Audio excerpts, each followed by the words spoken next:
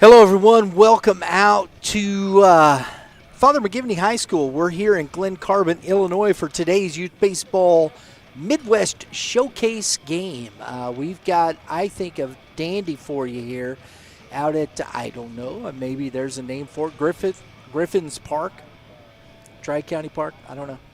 We'll find out. But we're here on the campus of Father McGivney High School.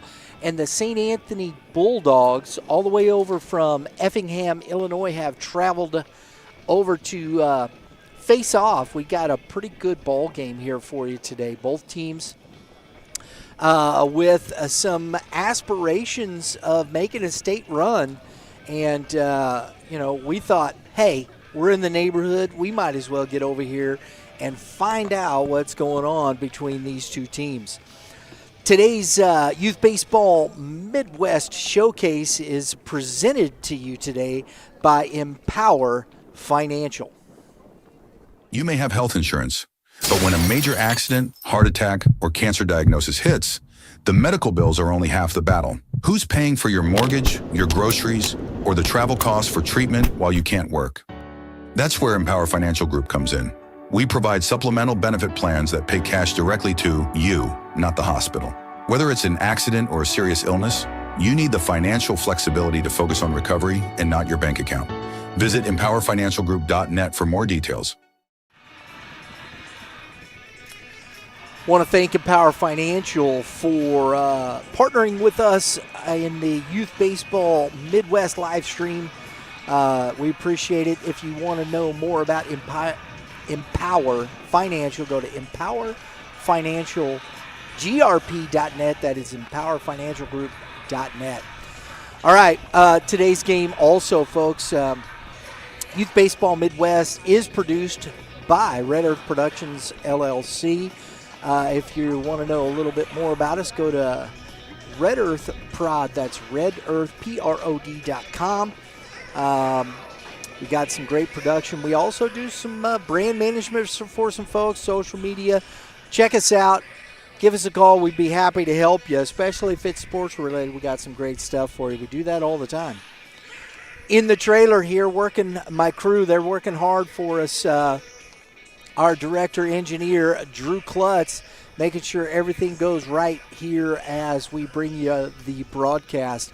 On the pictures, on the cameras, taking care of business there, our social and information manager, Lauren Klutz, and my name is Brian French. I'll be calling the game today, and I am the producer of Youth Baseball Midwest. We're glad you're here. We appreciate it. Hey, look, if you end up liking it, take a moment here, hit the subscribe button down there. We've got a giveaway going on, and I'm sure everybody likes baseball cards, and I think everybody, if you're doing baseball, you like Shohei Ohtani.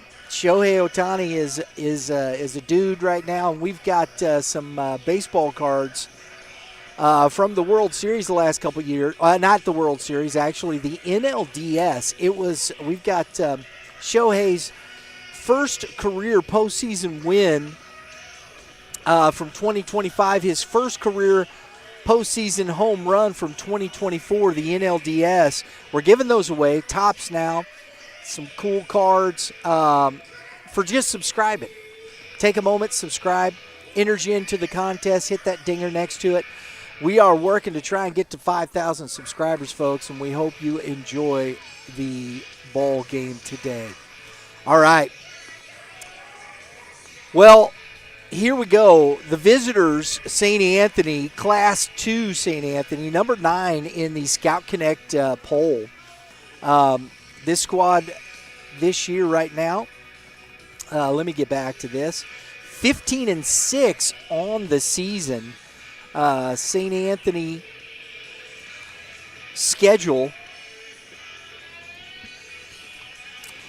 And listen, they got some good wins under their belt. They've beaten Harrisburg, Bethalto, which I think is a step up in class, a Civic Memorial over there. They lost to St. Joseph Ogden. That is the number 1 team in the small schools, according to Scout Connect. And, Diego Solares has talked very well about Ogden there.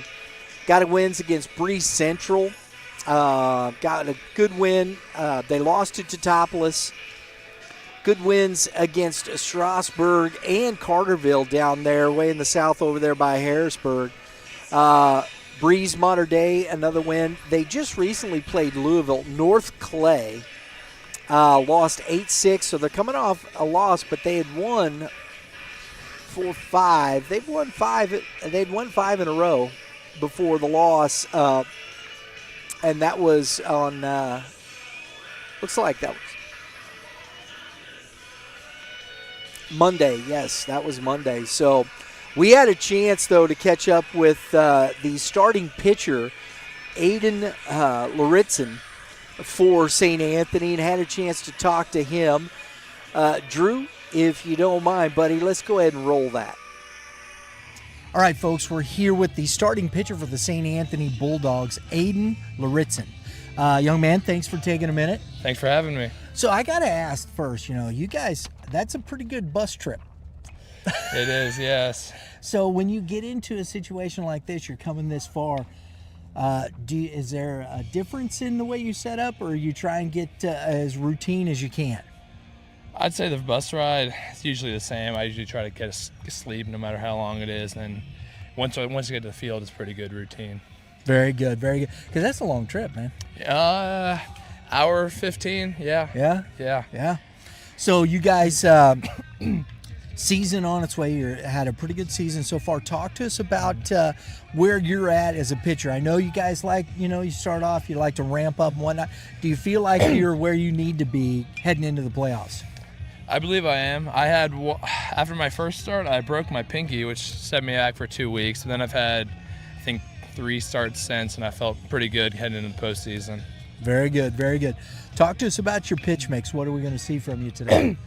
It's about a 4, mostly heavy 2 mix, sometimes 4 seam, 2 seam, a slider, and an occasional changeup and a curveball. That gets 5, yeah.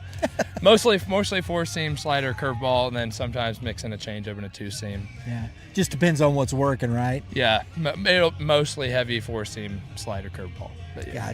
Gotcha. You guys here taking on Father McGivney. This is a big spot here for you guys. At some point you might meet in the playoffs, right? Yes, I believe they're 2-8 now, right? Yes, they are. Yes, yeah. So that's a possibility. What's the mindset coming in here on their turf? A lot of our mindset, what we believe in as a team, is faceless opponent. So it doesn't really matter who we're playing. If we show up and play our game, make less mistakes than the other team, we believe we can win a lot of games that way. Very good. Well, young man, appreciate you taking the time. Looking forward to seeing you. Thanks for having me. Have a good one. Appreciate Coach allowing us to talk with his starting pitcher today. And we did catch up with the head coach for St. Anthony. If you don't know that much about him, this is a good opportunity. We talked with the head coach, Blake Malatestinik. Go ahead and roll that, Drew. Okay, folks, we have our Youth Baseball Midwest Showcase. I've got the head coach for the St. Anthony Bulldogs, Blake Malatestinik. I had to say it slow because I didn't want to butcher it. That works. Coach, thanks for taking a minute. Yeah, thanks for having us. This is Absolutely. great for you to do this. Yeah, this is what we do, man. It's baseball. Following from a distance is always a little more difficult. So talk to us a little bit about your squad. You're about two-thirds way through the season. Yeah. How you feeling about your guys? It's a great group. We graduated a very big senior class last year, and this group has been chomping at the bit to be able to prove for themselves. And they've been playing a very unique style of baseball, which I've been able to see. We have a lot of young guys that are stepping up, and it's very exciting. We have good senior leadership that you'll see today, and it's been a lot of fun. Very good, very good. So we are going to see. I can't. What is it? Lorenzen? Lorenzen, yes, yeah. Aiden Lorenzen, yes. I've seen his name, heard of the young man. Talk to us about your pitcher and what we're going to see from him today. Yeah, veteran guy, 4-year starter, and he was on our state championship team, and with Henry Brent, another one of when we were on that state championship run. So when I was talking about senior leaders, they've been 2 great senior leaders for us. Aiden's going to compete. He's going to go out. He's going to throw a lot of strikes. He's going to execute. He's a lot of fun to watch. He's a lot of fun to coach, and he's a great kid. So, Coach, we've we're starting to work our way into Illinois, and we talk a lot with Diego Solares from Scout Connect, and he talks about your program and what you guys have been able to accomplish.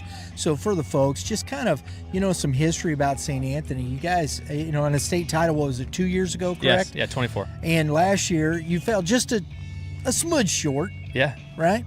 So this program has a history of success, doesn't it? Yes, absolutely.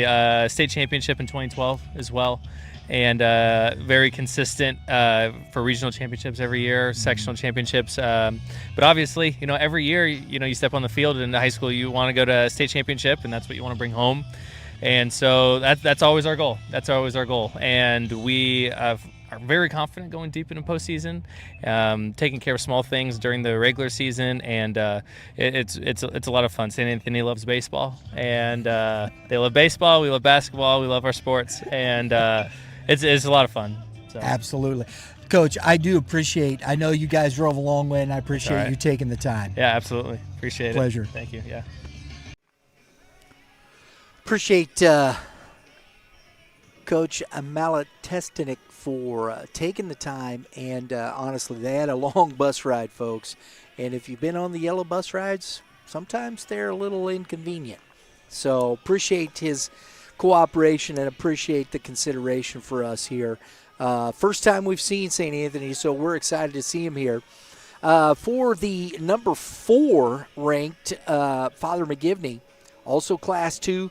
This is something I think that's, we got a top 10 matchup according to Scout Connect in the small schools. And this is going to be a dandy here. Father McGivney with a record, I'll get it to you here, with a record of 18-5 on the season. We are going to be watching this squad very closely. I'm excited to be here with calling this game. And we had a chance to talk with the starting pitcher, who is Jacoby Danko. And we're going to roll that tape here real quick, and let's see what he has to say. All right, folks, I'm here with today's starting pitcher for Father McGivney, Jacoby Danko. I'm telling you, the gray hair, man, It's rough. Jacoby, thanks for taking a minute. Appreciate it. Yes, sir. So, how many starts for you this year so far? 5 or 6, I'd say. Yeah? Yeah. So, usually you start, ramping up and whatnot. How are you feeling at this point in the year, or are you feeling like you're where you need to be? Yeah, I feel great right now. I feel like I've been able to, locate, hit my spots and everything. Velo's ticking up. Everything's good. Very good, very good. So what's deepest you gone in the game so far this year? I've gone, complete game multiple times, and, yeah, Well, there you go. Yeah. All right. Pitch count's huge, though. You got to keep that down. Yeah. So talk about your pitch mix. What are we going to see from you today? A fastball, 4-seam, 2-seam, slider, and a curveball, and changeup. So everything's been working for you this year? Yep. Talk to us about your approach when you get on the mound, and you start facing a team like St. Anthony. How do you set your mind for that? Just like any other game. It's nothing more than just a game, and can get my guys out. So You got the defense behind you? Yep. How do you feel when those guys start making plays? Are you a ground ball, strikeout? What do you got? Ground ball. Yeah? A lot of ground balls. Yeah. Keeps the guys involved. Yeah. Right? There you go. I love that. All right, young man. We're looking forward to the game. All right. Appreciate you taking a moment. Yep. Thank you. Another interesting fact here. I'm looking at this Father McGivney roster. We talked with Coach Irwin, and they've had some injuries. Ben Sink is one that has gone down here for them. And when you're trying to recover from that and then get back to things, it's always interesting. And when you look at their lineup today, they got you have 5 through 8 are sophomores, folks. So I think these are the players to watch here in this game. Jack Hunter, Patty Martin, Jack Rolvis, and Grant Reed. 4 sophomores at the bottom of that order. How are they going to handle Loritzen today and the senior, and will they be able to make an impact for Father McGivney at the bottom of the order? We had a chance to talk with Coach Irwin for Father McGivney, so let's take a look at that. All right, folks, we're here, our Youth Baseball Midwest Showcase game. We're in Glen Carbon. I just learned that was Glen Carbon, Illinois. I thought we was in Troy, but that's right over there, That's right over there. That's right. There you go. I have the head coach, Chris Irwin, with us. Coach, appreciate you taking a moment. No, thanks for having us. Thanks for coming out. We'd love to have you guys out here. I'm just excited for you guys to see our field and see our team and watch how we play baseball. In the land of artificial turf, you guys got the grass, and it looks really nice. Thank you very much. It's a labor of love. We work really hard on this field, and that includes the guys on the team, the maintenance crew at the school, and all the coaches. We work really hard on this field. We love our natural surface field. Yeah. Certainly it's easier to play on turf when you don't have to worry about weather, but there's nothing better than baseball on natural surface, in my opinion. So we love our field. There you go. And I'm sorry, folks, we're here at Father McGivney High School, home of the Griffins. Coach, you're hosting St. Anthony today. First, I want to talk about your team. We were talking before we got on here. You've had to deal with some injuries, but, you're 2/3 from the season. Do you feel like you're starting to hit the stride you need to go into the playoffs? I do. I think that we had a weird stretch there a week and a half ago where we couldn't find a game in 8 days. Mm-hmm. That was not a fun scenario for us. When you're battling weather, then you're battling reschedules, you're battling conference opponents that have to reschedule with you to play somebody else. That's a tough stretch, but so I didn't like sitting for 8 days. But that was last week. We got that over. We got games underneath our belt now, and we're we were playing really good baseball up until that point when we couldn't find a game. And now we've gotten 3 or 4 games under our belt. I feel good about where we're at. I think every team gets dinged up with injuries, so it's just part of the game, part of the high school game. But yeah, I think we're in a good spot right now. We got 3 weeks, this week and 2 more weeks left before playoffs, and I like what we have. I like who we are. Coach, we're going to see Jacoby Danko on the mound for you. What are we going to see from this young man? Yeah, it's just a bulldog. He's going to compete. He's going to stick his nose in there, and he's going to throw strikes, and he's going to make him hit the baseball. So, which I like. I think that's a really good part. I love guys that throw strikes and compete, and that's what he has against a good lineup in St. Anthony. So this will be a good matchup for him. It'll be a good matchup for our team. I'm looking forward to it. Absolutely. Appreciate the hospitality. Sure. It's been great. We're looking forward to it. Beautiful afternoon. Yes, sir. It's baseball time. It's fun. Thank you. Thanks, Coach. All right, folks. I'll tell you, I think we got a good matchup. We got the Blues out here. We're going to be turning it over here to our public address announcer here shortly for the national anthem and probably some introductions here. So, but we're learning quite a bit about the Illinois side of baseball, and that's these two teams have been duking it out. They're quality teams now. Father McGivney, they have that championship factor, just like Missouri, and so when you're into those situations, you have you start winning a lot. We'll put it that way. And Father McGivney has won a lot. So they have been bumped up in that championship factor. And when you look at last year, we look at Class 2 in the sectionals. Well, let's go here. I don't think, because Teutopolis in the sectional final, St. Anthony lost to Teutopolis. 5-4, and it was Teutopolis that lost to Springfield Sacred Heart Griffin. Sacred Heart Griffin out of Springfield, 5-4 in the state championship game. So, this St. Anthony team, that's a quality team over there. And if you want to look at Class 1 in the state championships, you see Father McGivney, they got to the Final Four and into the state championship last year in Class 1 and lost 6-5 to Marquette out of Ottawa. So, these are two teams that are consistently in the championship hunt, and we're going to see them today. I think giving us a good show. How about this ball field too, folks? I mean, you look around. We were at Eureka yesterday, and they are natural grass as well. And I know we have a lot of turf, and I like turf for the simple fact that you don't get as many rainouts, and I think that's a fantastic thing. But I'll tell you what, there's nothing like seeing a beautiful grass infield like this. This field is in fantastic shape. The look of it, it's well manicured, well taken care of. And you just look around, man, this is baseball. The smell of the grass, it's pretty fantastic out here in what we're seeing as the coaches and the umpires finish up their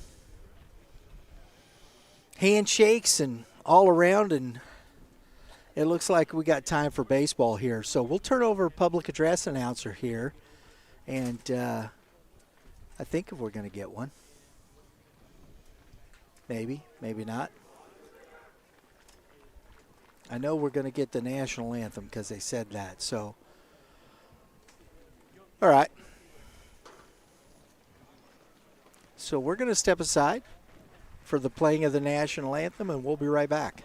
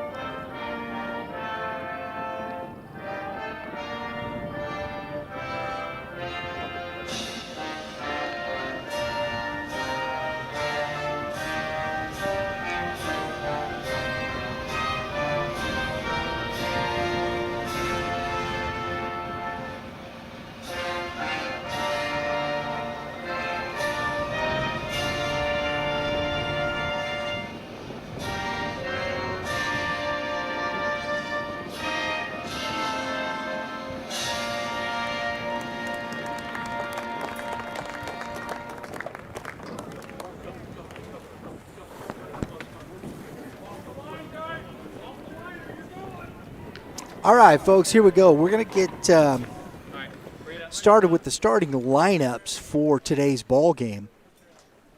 For offensively for the St. Anthony Bulldogs, leading off will be number 1, Henry Brent. In the 2-hole, number 22, Curtis Tingley. In the 3-hole, number 10, Blake Verdine. In the 4-hole, number 2, Aiden Laritzen. In the 5-hole, number 8, Charlie Spohr. In the 6-hole, number 28, Ben McDonald. In the 7-hole, number 35, Freddie Jansen. In the 8-hole, number 34, Chase Doris. And in the 9-hole, number 32, Will Bierman. Defensively, for this McGivney squad, on the bump is Jacoby Danko, his battery mate Grant Reed, one of those sophomores we talked about. At first base, Isaac Wendler. At second base, Jack Rolvis. At third base, Scott Phelps. At shortstop, Ty Etchison. And in center field, Omar Avalos. And he is flanked in right field by Patty Martin. And in left field by Patrick Gear. And that's what we got. Let's get started here. We got a good one for you. Looking forward to it. Beautiful afternoon at the ballpark. Father McGivney, gold and navy blue. I got that. I don't know. I guess that's an old gold. It kind of reminds me of the Rams, actually, the Rams colors when they were here in St. Louis. That's what they were. St. Anthony in the red pinstripe jerseys with the powder blue numbers and gray pants.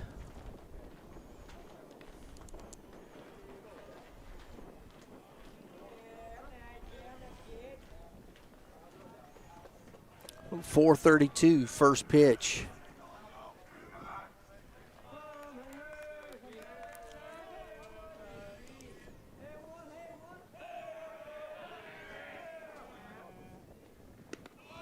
Strike one gets the game started. Always love that as a pitcher, working to get ahead. And that's fouled back out of place. Quickly 0-2. I love that early on. Danko not making any bones about it. Right around the strike zone, challenging the hitters. Get the ball in play. Let your defense work behind you.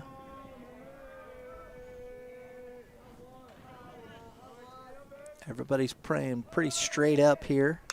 And that is going to be down the line and foul.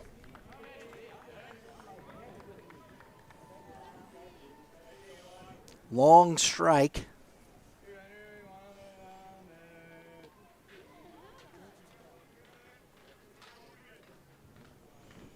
Brent hitting .309 on the season.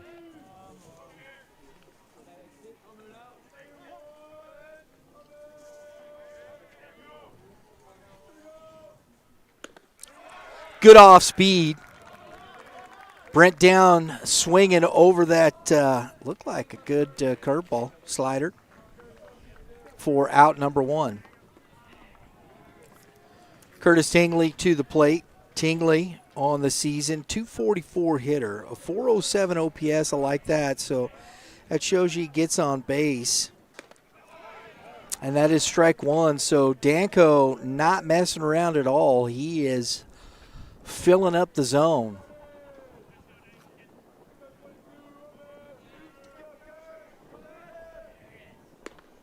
Swing and a miss. 0-2. He's been ahead 0-2 on both hitters in the top of this order.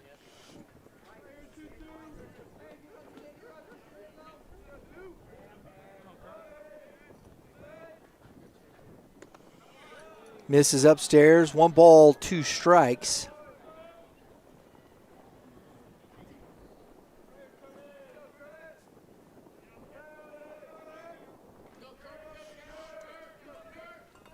Shakes off, little long look here, but got the sign. Fastball, down on strikes. Back-to-back Ks to open up this first inning. Blake Verdine, the shortstop, coming up.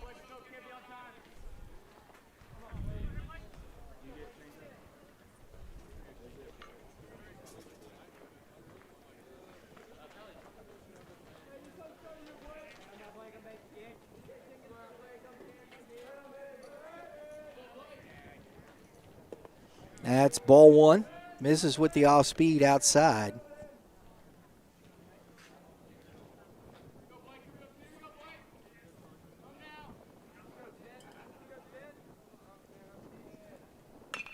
Ground ball back up the middle. Etchison to it.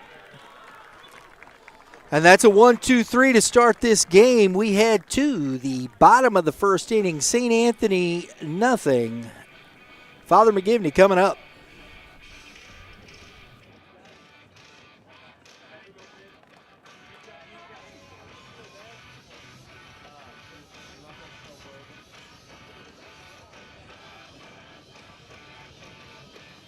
You may have health insurance, but when a major accident, heart attack, or cancer diagnosis hits, the medical bills are only half the battle. Who's paying for your mortgage, your groceries, or the travel costs for treatment while you can't work? That's where Empower Financial Group comes in.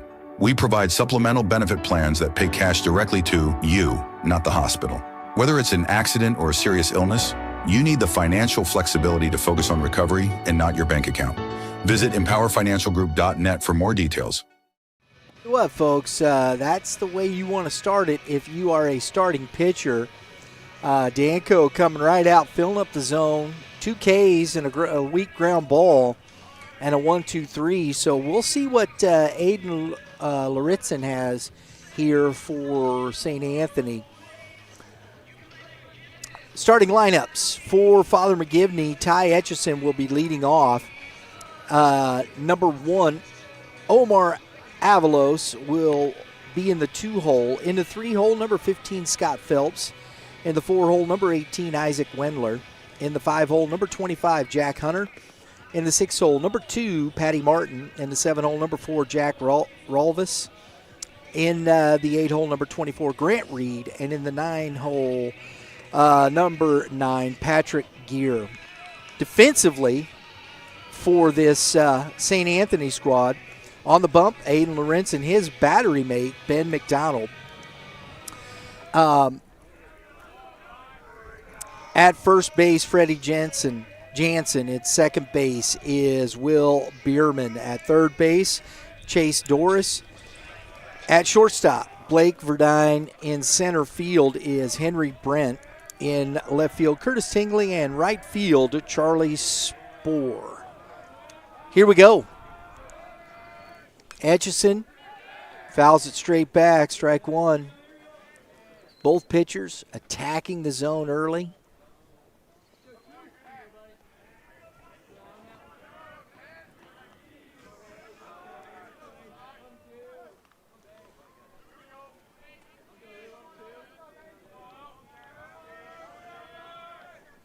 Fastball misses upstairs. Got a little go-go juice on that fastball right there.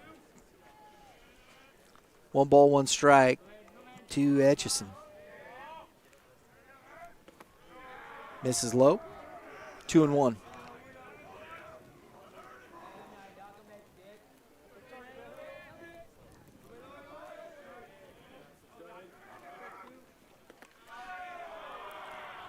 Three balls and a strike here to Etchison.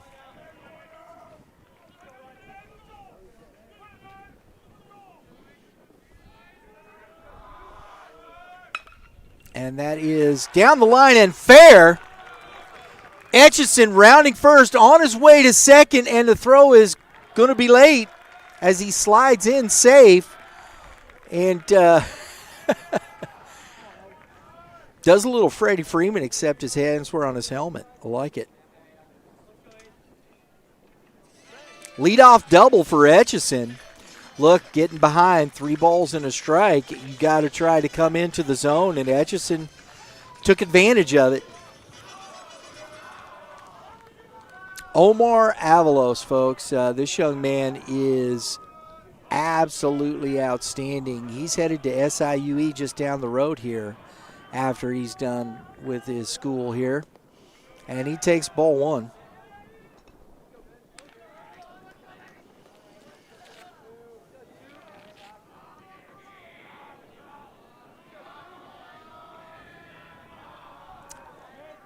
Got the noise from the dugout. Working it there. Fastball misses upstairs. So early on here, Luritzen struggling to find the strike zone.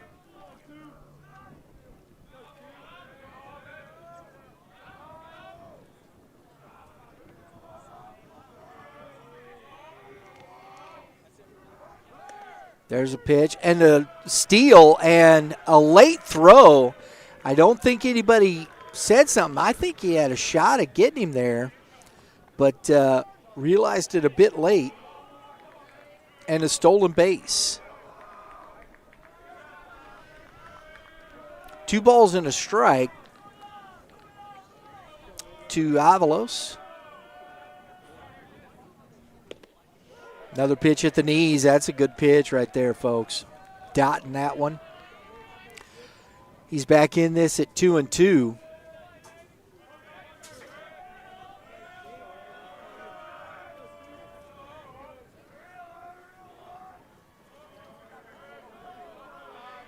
First run of the game is only standing 90 feet away with nobody out. At this point, Avalos, team at bat, just trying to get something to the right side to get that run home. Goes upstairs. Luritzen comes back. Good fastball up and away, and Avalos can't catch up with it.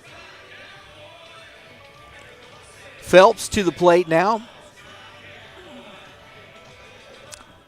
Phelps, one of the other seniors in this lineup. He's hitting .372 on the season. He's got 17 ribbies, so opportunity to add to that number for this young man.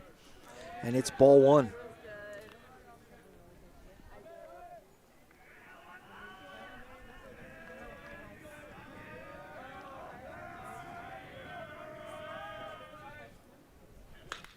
And that's into the gap and gonna be down off the wall. Etchison jogs home. And Phelps, an RBI double off the wall.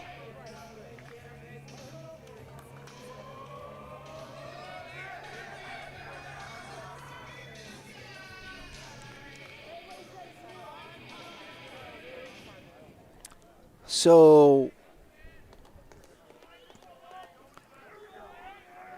the Griffins open up here in the bottom of the first with a 1-0 lead off 2 doubles.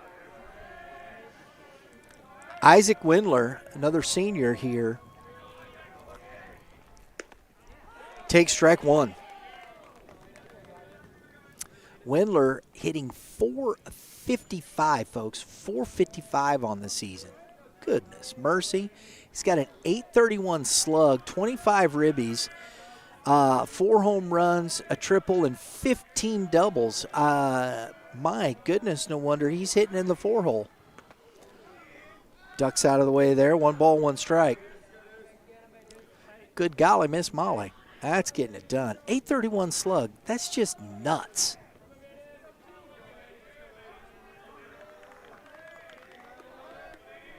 That's video game type numbers. We're playing MLB The Show on Rookie.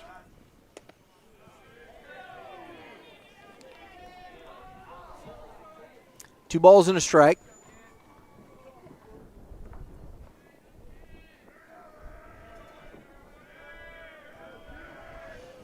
Great facility out here at Father McGivney. They just added, they're getting ready to build a press box back here, but the stands elevate up, nice, just well done. Well put together facility here for baseball. And that is fouled back, out of play. 2 balls, 2 strikes.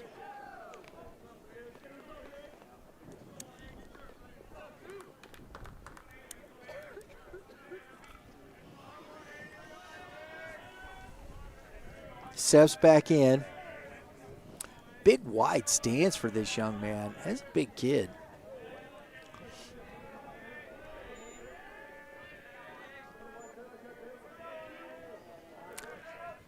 And that is spiked, and not really much the catcher could do because that just caught the dirt. No way to get in front of that. So it's full to Windler.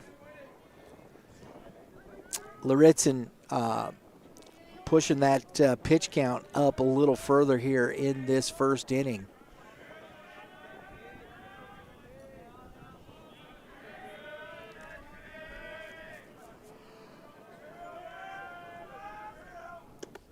That is ball 4.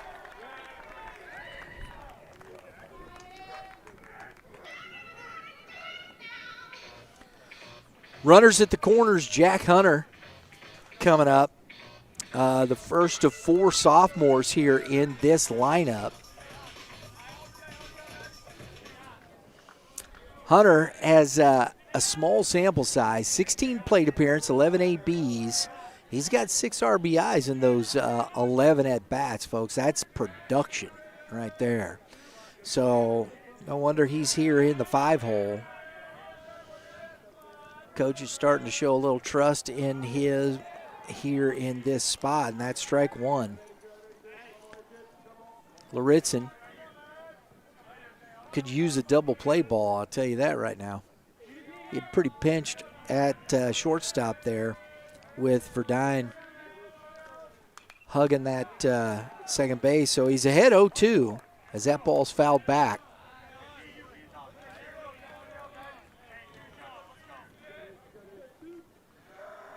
Beautiful afternoon here at the ballpark. Hope you're enjoying the broadcast so far.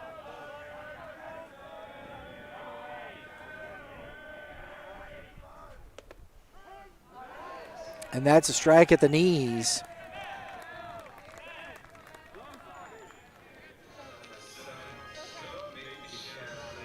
So that's out number 2. He's gotten 2 Ks here, but the double the K, the double a walk, and now another strikeout looking. Patty Martin to the plate. And I'll tell you, that's one of those that's right there at the bottom of the zone. If you might get the call, you might not, but you can't leave a pitch that close to chance if you're a hitter. Foul it off, get another pitch you like. Big swing and a miss from Martin.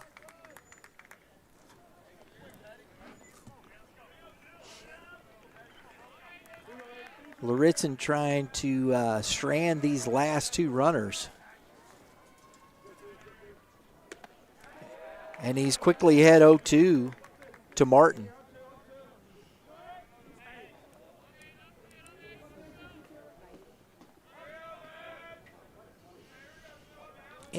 His wind up, he's from the stretch here. It's very compact, not a lot of movement, and just nice and easy. And he's got good stuff coming out of the hand. That's popped up. Everybody duck and cover. That's out of play.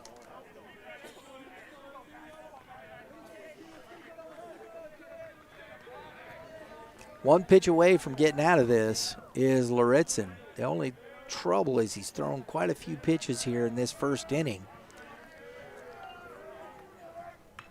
Little excuse me on the curveball. Luritzen to it.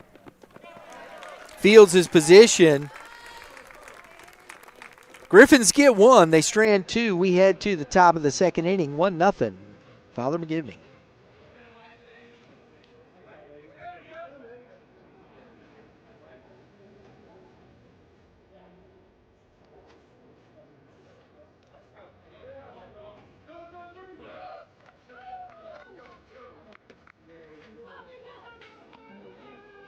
You may have health insurance, but when a major accident, heart attack, or cancer diagnosis hits, the medical bills are only half the battle. Who's paying for your mortgage, your groceries, or the travel costs for treatment while you can't work? That's where Empower Financial Group comes in. We provide supplemental benefit plans that pay cash directly to you, not the hospital. Whether it's an accident or a serious illness, you need the financial flexibility to focus on recovery and not your bank account. Visit empowerfinancialgroup.net for more details.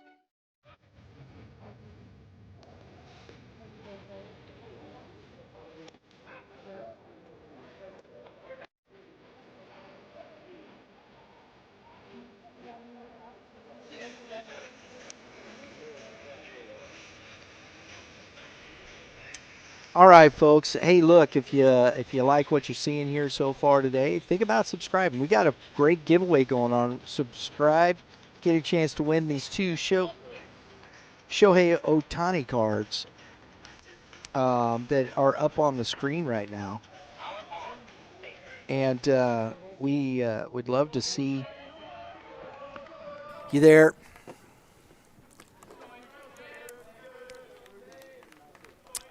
Subscribe, hit the dinger. Appreciate it. Our player spotlight today.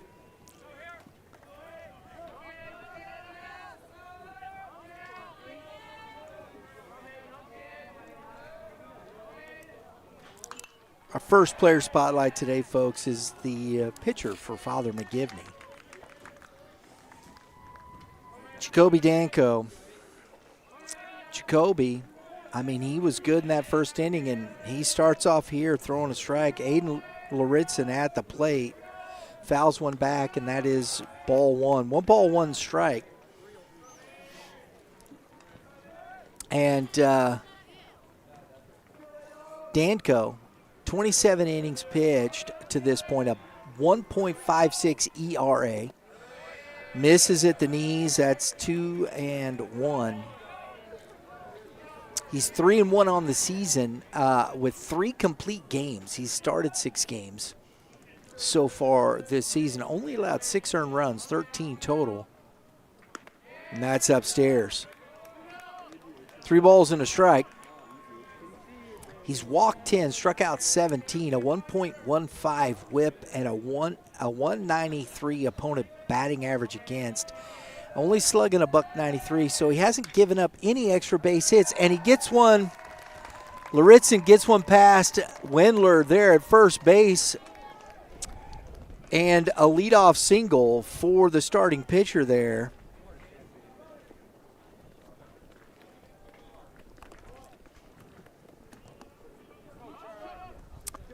Our player spotlight, Jacoby Danko, presented by Fire and Smoke. Right here in Troy, Illinois on 914 Edwardsville Road. FNSBBQ.co. Tell them Youth Baseball Midwest sent you. Looking forward to, we had some good food today from them, by the way. Always good. I like the Fire and Smoke place. It's really good. It's just up the road here, too. So the throw over to Lauritzen at first. He's back in safely. And a little off speed. Charlie Spoor at the plate. Spoor on the season.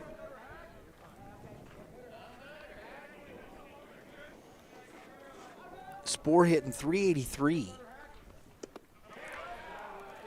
Swings over the top. He's quickly down 0-2. Why he's probably hitting in the 5 spot behind Lauritzen there. He's had a good year at the plate so far. Slugging .574. Got a chance here to... Oh, that's excellent work from the catcher, Reed. Keeping Lauritzen at first base with that curveball spiked. 1 ball, 2 strikes. Outstanding work. Foul tipped into the glove. He hung on to it. Great off speed. Had him way out front. And Spoor is down on strikes. Swinging as that is the first out of the inning. Ben McDonald now to the plate.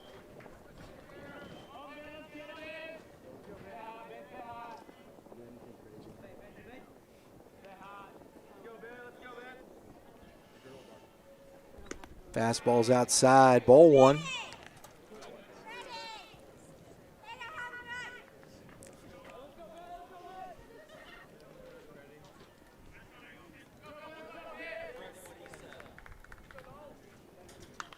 And that is popped up, and that's going to be out of play.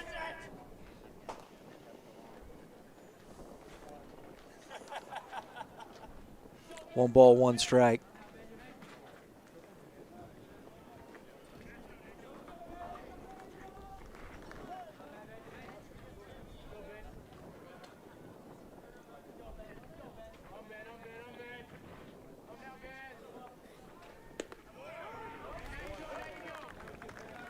One ball, two strikes to McDonald. Danko out here gives up the leadoff single, gets the K. He's ahead here to McDonald. And a ground ball to the second baseman. Flips out there, and the throw. Wendler can't pick it. Nice job by Reed getting down there. So McDonald on the fielder's choice.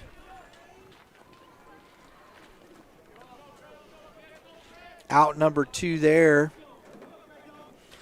Aaron throw, Etchison knew he's going to have to get rid of that pretty quickly and just throws off there, and Wendler couldn't pick it. Freddie Jansen to the plate, the first baseman. Jansen on the season, hitting .250. Excuse me, that's incorrect. 182 on the season.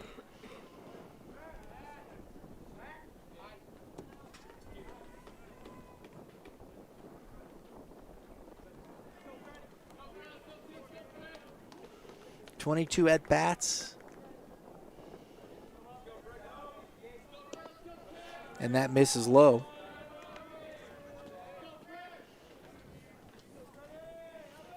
So there's still a runner at first, but now there's 2 outs in the game.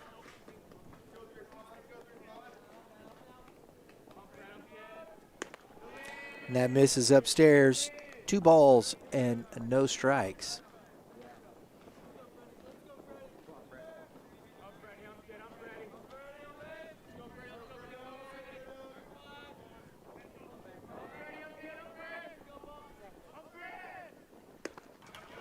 That's a good pitch.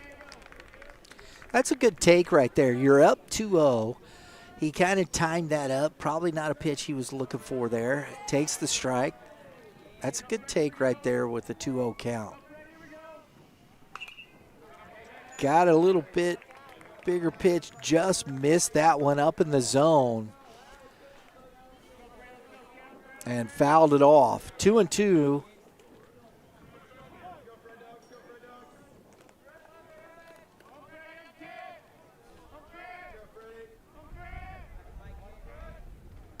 Off speed.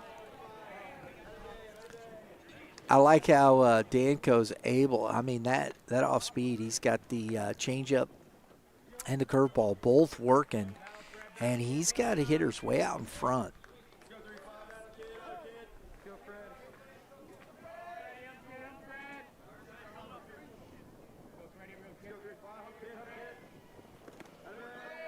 Nice job by Reed again.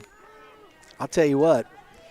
If you're a pitcher and you got your catcher working like that, that gives you a lot of confidence to throw that pitch at any point. And you can spike it, and you know it's not going to get to the backstop. And the fastball's upstairs, and that's a walk. Good at bat from Jansen. And there's 2 on, 2 outs. Chase Doris, the third baseman, coming to the plate.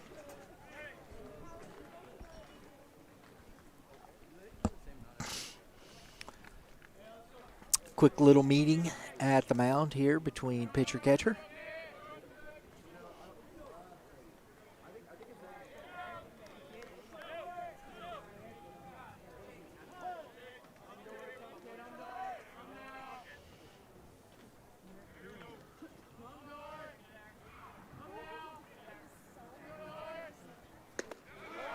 Starts him off with a strike. Doris on the season.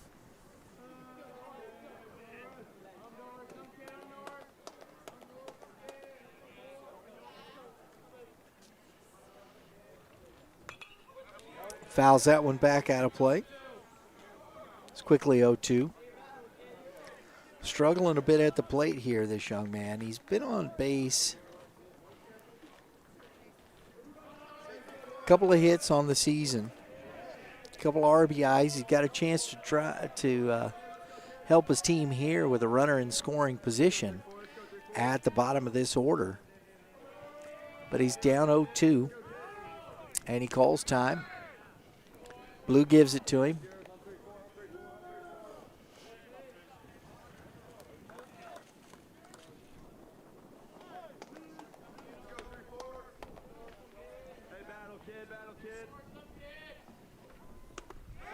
Good pitch. Danko. Strands 2 here in the second. We head to the bottom of the second. 1-0 Griffins.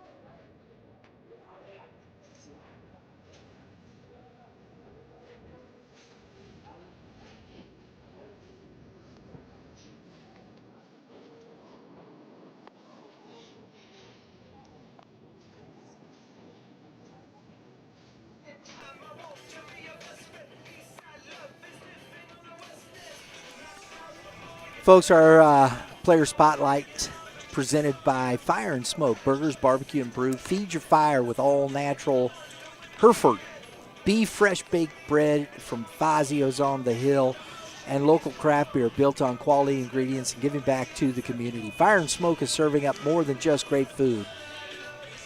914 Edwardsville Road, right down the road here in Troy, Illinois. If you want to check them out online, fnsbbq.co. Our player spotlights presented by Fire and Smoke, and we got another one here. Our starting pitcher for the St. Anthony Bulldogs, Aiden Lauritzen.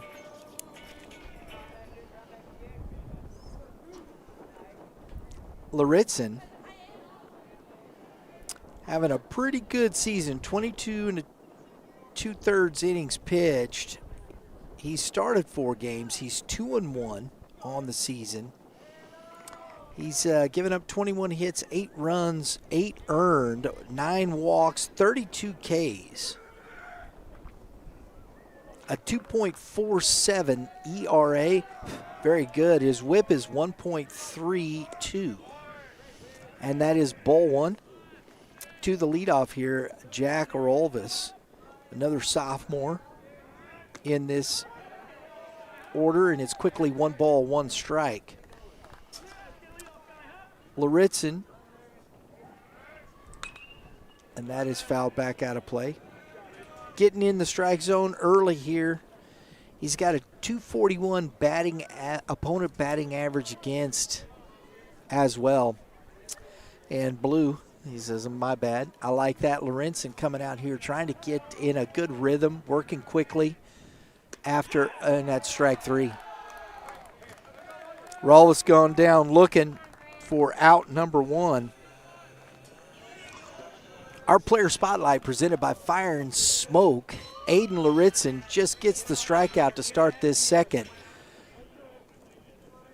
Grant Reed to the plate, and it is ball 1.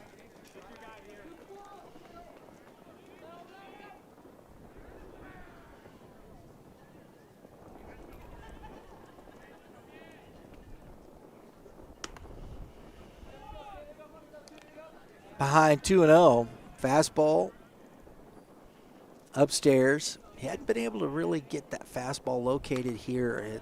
Up again. It's 3-0. Comes out, gets ahead, strikes out the first hitter, and 3 fastballs upstairs. And a strike there at the letters. 3-1. He's got good, easy movement. I mean, the ball just comes out of his hand nice and easy. But his strikeout, now he comes back with the walk. Patrick Gear at the plate, number 9 hitter.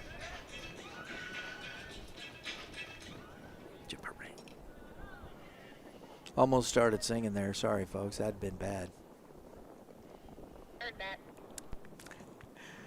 that. Patrick Gear hit 286 on the season. He's got 4 doubles and a home run. You might get one up in the wind here, and you could probably push one out of here. It's a little breezy up top, folks. And there's a strike at the knees. Goes back to a little bit of off speed there, keeping the ball down. That fastball, he's not been able to locate it. It's been riding high for him so far. See if he can make that adjustment. I think that's why start that off speed right there. See if he can get that fastball down in the zone. Throw over, and he's back easily.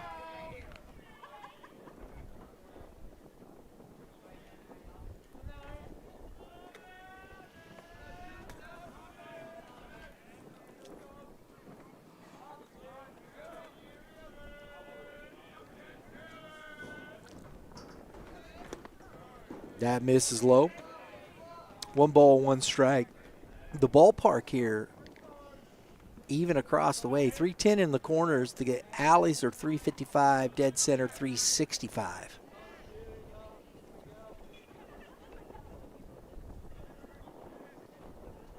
Throw back over. He dives back in safely.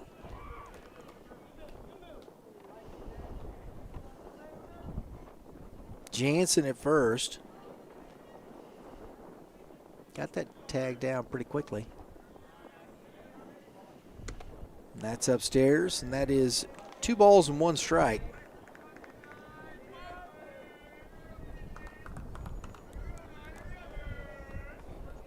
Coach Irwin giving some signs. See if he maybe tries to bunt one here. Nope. That ball is up in the air to the right fielder, Spoor. Makes the catch for out number 2.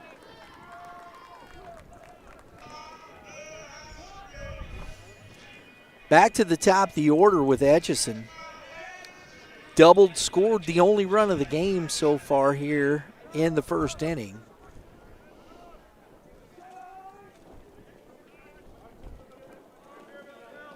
So far, a little better inning for Luritzen.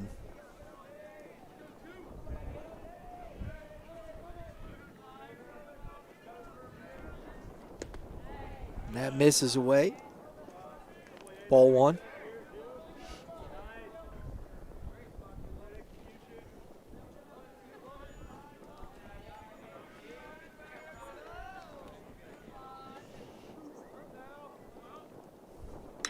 And that is driven deep and out of here.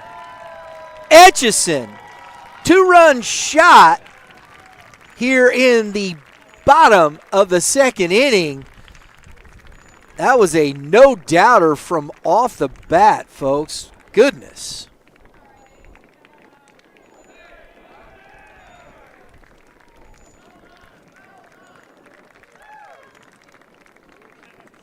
The Griffins with a 3-0 lead here.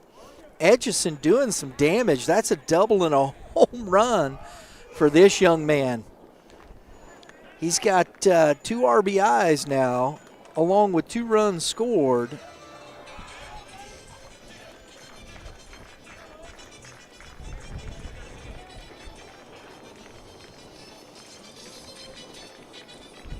Omar Avalos to the plate. 2 outs. Bases are empty. And that is ball 1.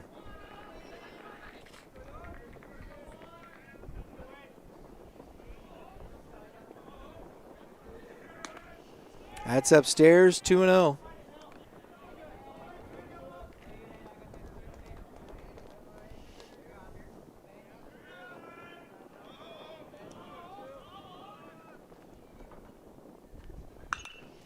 And that is into left field and caught. Heck of a catch on the run out there by Tingley. That's a tough catch on today's with that win, folks. They get 2 more on the 2-run home run from Etchison. We head to the top of the third. 3-0 Griffins.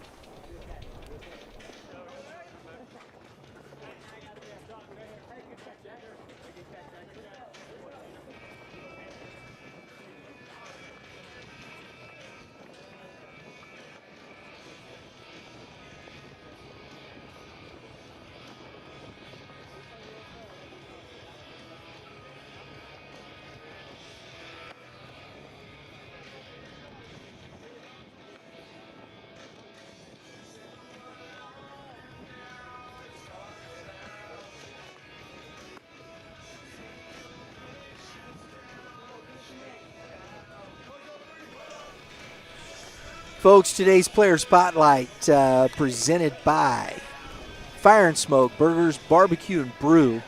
From all natural ingredients to supporting organizations like Churches on the Streets and the Snyder Center in Alton, Fire and Smoke is committed to serving both great food and the community. And folks, we appreciate their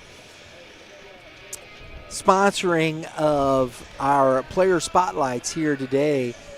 Some great food for my crew, for Youth Baseball Midwest crew. We appreciate it very much. This food is great too. If you haven't been to Fire and Smoke, go check it out. 914 Edwardsville Road, Troy, Illinois. FNSBBQ.com to check them out online. All right, here we go. Danko back out on the mound. He'll face the 9-1-2 hitters. Y.B.M to lead off for St. Anthony.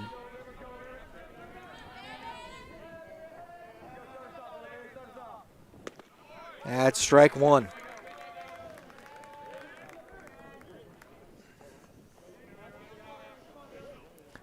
Danko's done a nice job getting ahead of hitters here in this ball game. Misses low. 1 ball, 1 strike. Sun every now and again goes behind one of the cotton balls in the sky.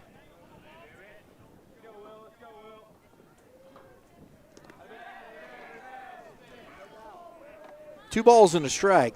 I really like this young man behind the plate, Reed. He's got great hands, soft, blocks well, back picked that one pretty easily.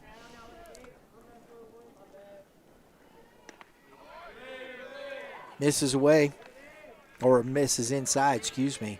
It's 3 balls and a strike. Got that first pitch strike and thrown 3 consecutive balls. Gets one over.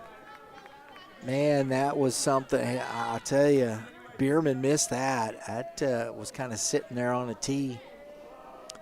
3-2. Strike 3 on the outside corner. Gets him looking for out number 1. Back to the top with Henry Brent, the center fielder.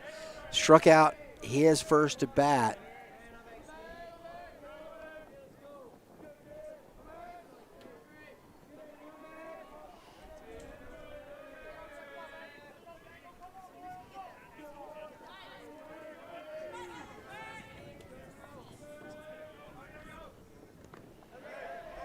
And that hit him in the toe. So the curveball hits him in the back foot. And we got the hit by pitch and puts Brent at first base with Curtis Tingley coming up. He also was a strikeout victim in the first inning. 4 Ks so far in 2 1/3 for Danko.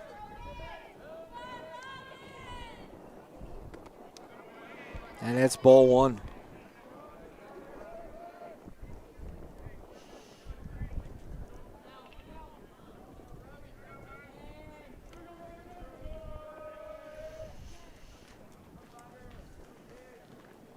Oh, Oh. Domed him. Looks like he's okay. That's scary. All right, well, looks like he's good. All right, that's good. Man.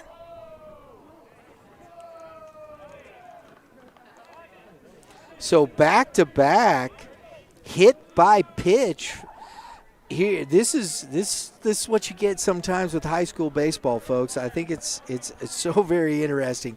These two young men both struck out at first at bats. The first two hitters of the game, 2 Ks. First two batters in the third inning, both hit by pitch, same pitcher. It's that is high school baseball in a nutshell sometimes. Blake Verdine to the plate. Verdine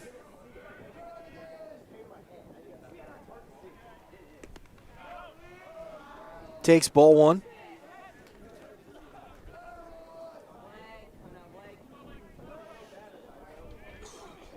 Nine RBI on the season for this young man. He's got a triple and a double as well. Ooh, that's a tough pitch. That's 2-0.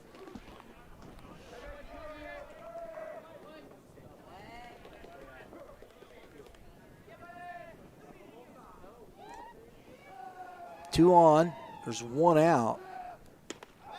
And the throw down, and he's back in safely, is Tingley.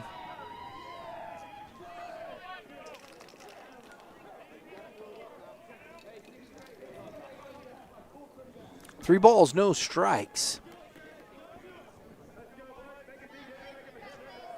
To Verdine.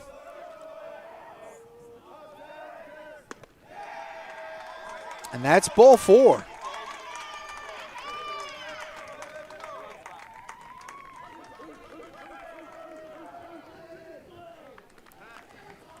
So this is going to get a trip to the mound for the pitching coach after the Bierman strikeout. A hit by pitch, base on balls. And Danco's found himself in a little bit of trouble. The go-ahead run is at the plate, and in the man that has the only hit of the game for St. Anthony, and Luritzen got a chance to help himself out. This young man has 2 doubles, a triple, and a home run on the season. He's driven in 10, so opportunity. Luritzen hitting .348 on this season.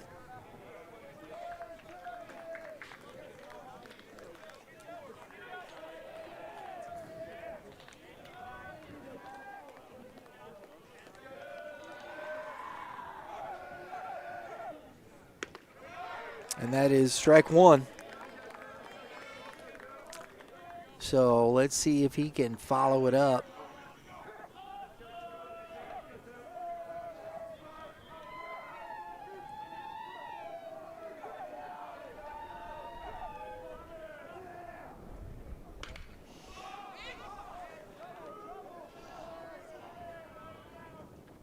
Nice play by Etchison. Gets over, calls off the third baseman, makes the catch for out number 2. That is a big out for Danco here. And Spohr to the plate. Struck out his first at bat. Danco trying to strand the bases loaded after he worked himself into his own trouble. Reed calls timeout.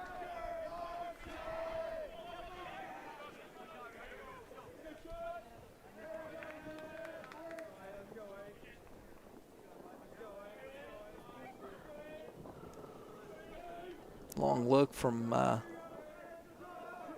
Danco. Pitch. Misses in. Ball 1.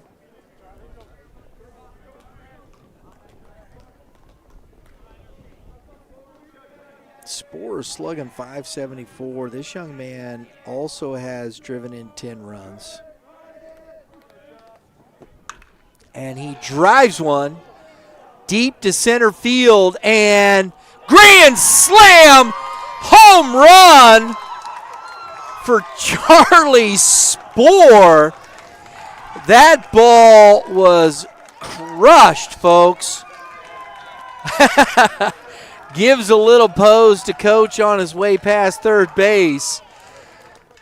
And it's a 4-3 lead here for St. Anthony. Oh, my. Man, we got a power display going on here, folks. Wow. Avalos kind of just turned around and watched it go over his head and out of the park. It is 4-3 St. Anthony on the grand slam home run as the first pitch to McDonald is fouled back.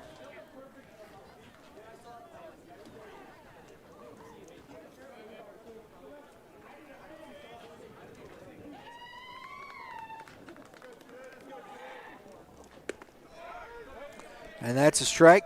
It's quickly 0-2 to McDonald.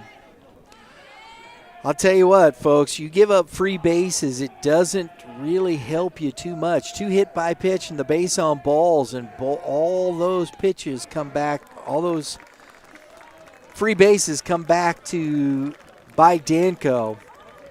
Gets the K, but we head to the bottom of the third, 4-3 St. Anthony.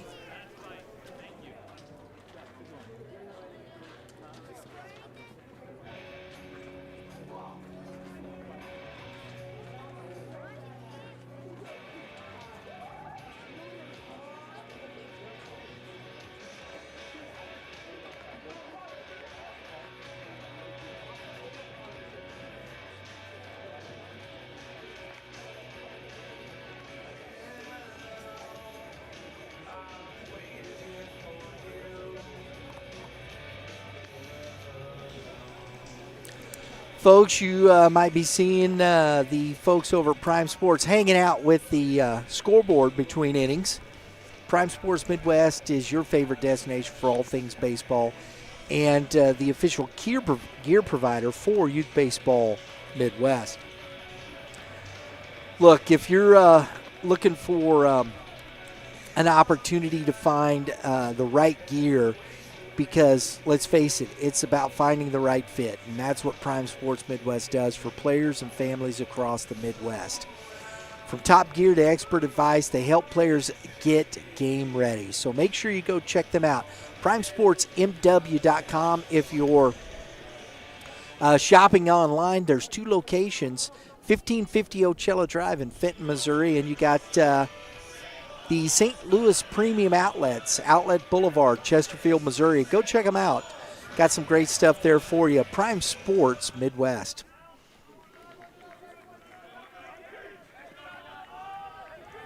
All right.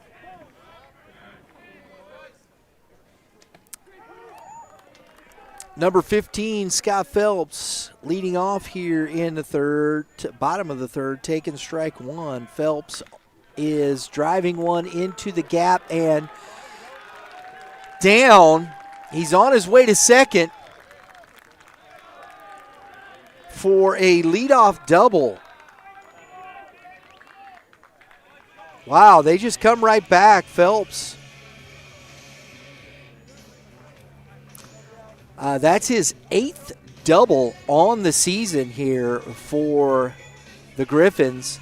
And Isaac Wendler, this guy, woohoo, I'm telling you.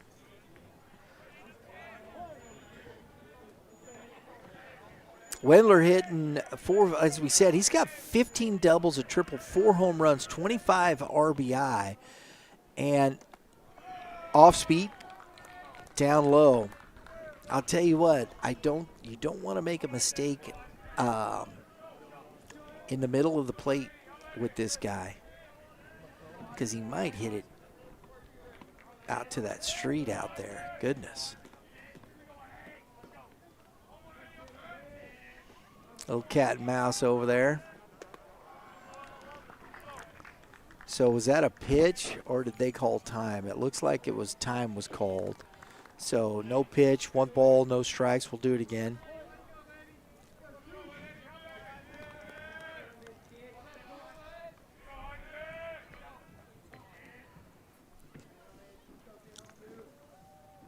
A lot of jockeying going on, and that's low. 2 balls, no strikes.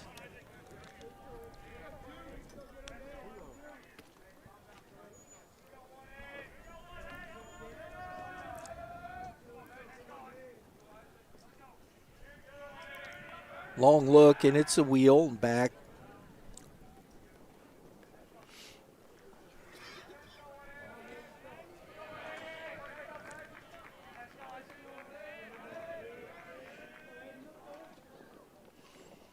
A lot of movement going on, and Wendler to Hutchison.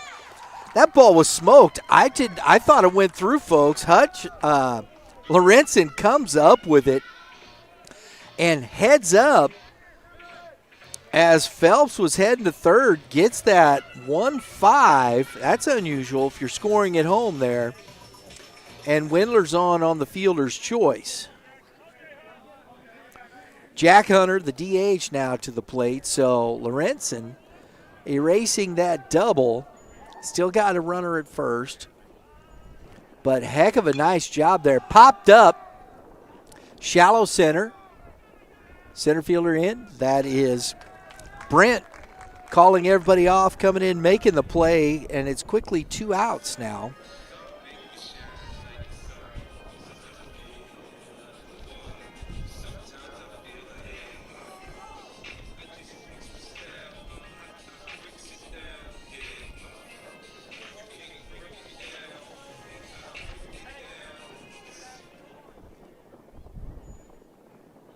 So that's the second out, and Patty Martin to the plate. Curveball, Lorenzen drops it in on him. Strike 1.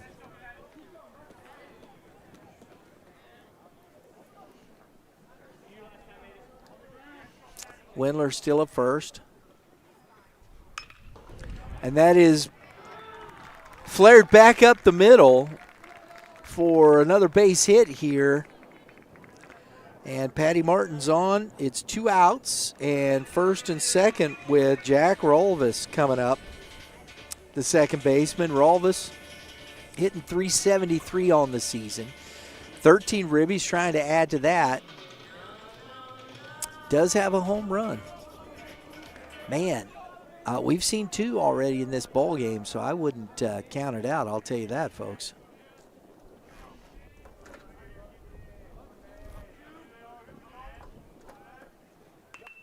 Little bunt.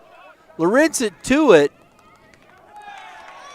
Nice play. So looked like he was trying to bunt for a hit and popped it up a little bit. That ends it. They strand 2. We head to the top of the 4th inning. 4-3 Bulldogs.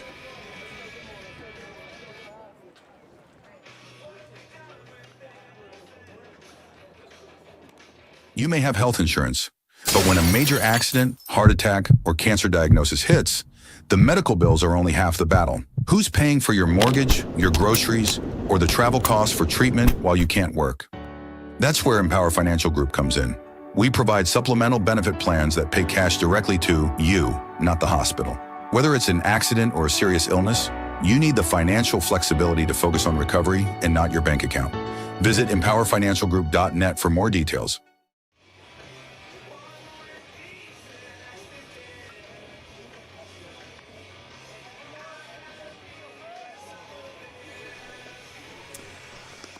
All right.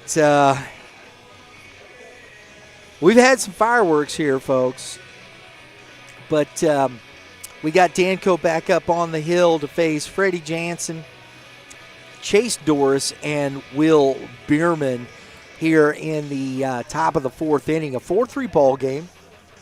A couple of big home runs. And the biggest one, though, the grand slam by Charlie Spohr, has put the Bulldogs up front. Lorenzen with, I think, his best inning of work so far on the mound in the in the bottom of the third inning, and has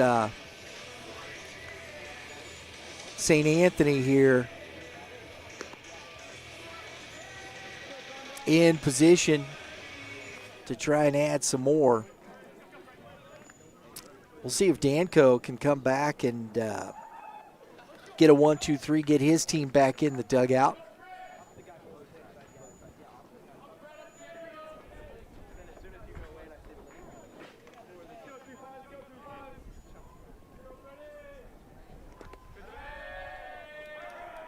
That is ball one.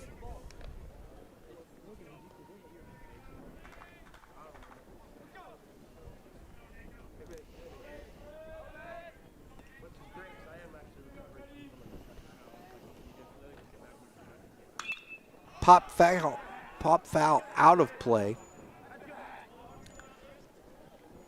Everybody gave it a look, but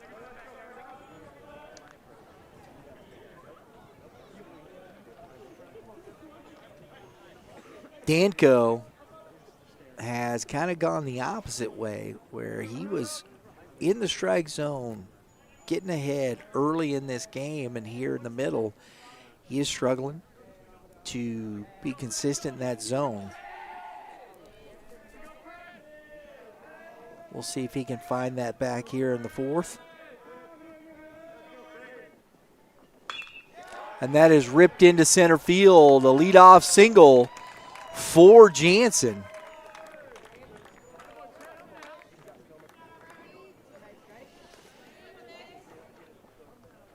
Jansen up in the old batting average there. And now we've got Chase Doris, the third baseman. Chase on the season, he struggled, folks. He's only had 19 at-bats, but hitting 105. His OPS, his on base is 261 as the throw is over, but he's back in time.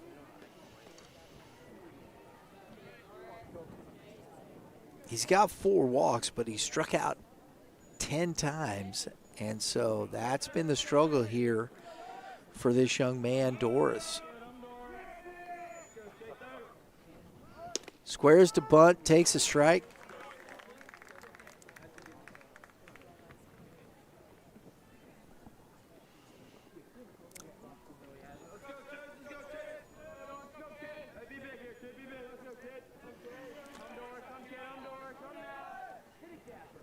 We'll see if Coach Malatesnik, he does. He pulls back, the throw is back down, but he's back in time. Coach Malatesnik trying to push that run over, or that runner over. He's got Bierman in the 9-hole, then back to the top of the order. Trying to get that runner in scoring position. It's 1 ball, 1 strike.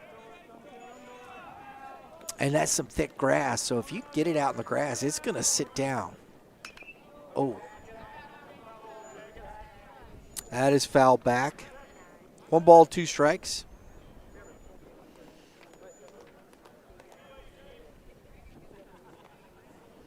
Coach Irwin hustling out of the dugout there.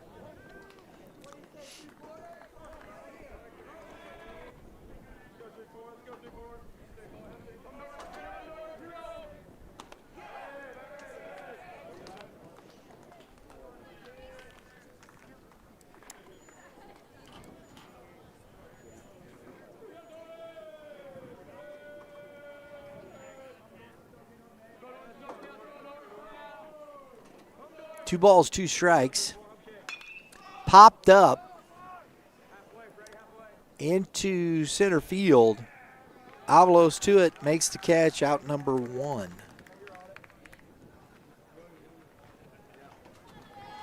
Will Bierman to the plate.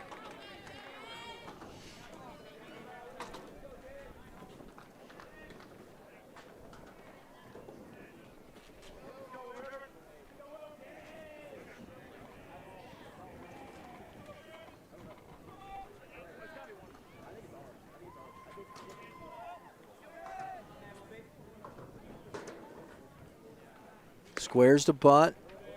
It's outside, ball 1.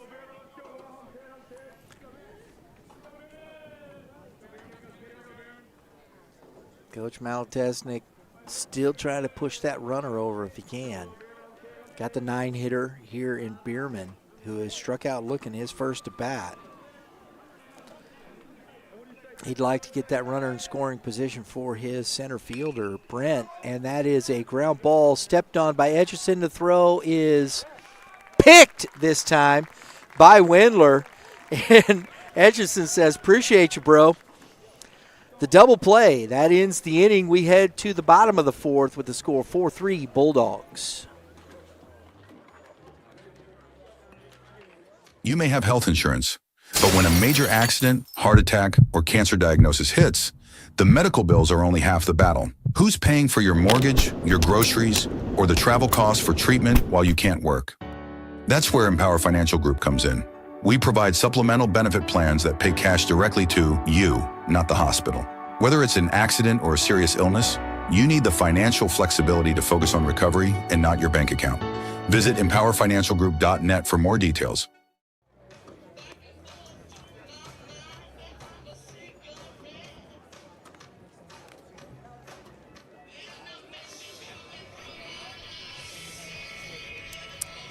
Empower Financial, if you want to learn more about them, Empower, I don't know why I say Empire, damn, that's terrible. Empower Financial, grp.net. Go learn more about them, see what they can do for you. We appreciate their partnership in sponsoring Youth Baseball Midwest. Appreciate the support here in the community. Lorenzen back on here in the bottom of the fourth inning. It looks like the scoreboard got a little ahead of themselves. They're already to the bottom of the fifth. I think they'll correct it. But we are just in the bottom of the fourth inning. Jack Rolvis, Grant Reed, and Patrick Gear will be the 1, 2, 3 here. And then I would imagine Lorenzen would love to see a 1, 2, 3 inning here. He hasn't had one yet.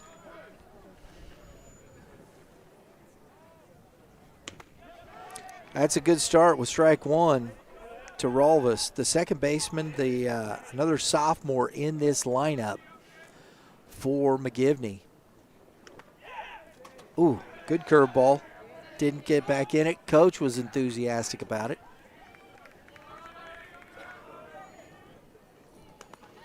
That's outside. 2 balls and a strike.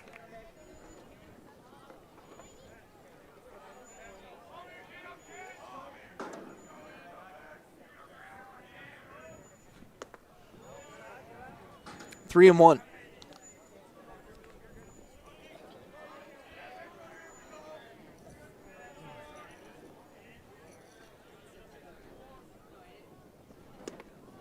At the knees. 3 and 2.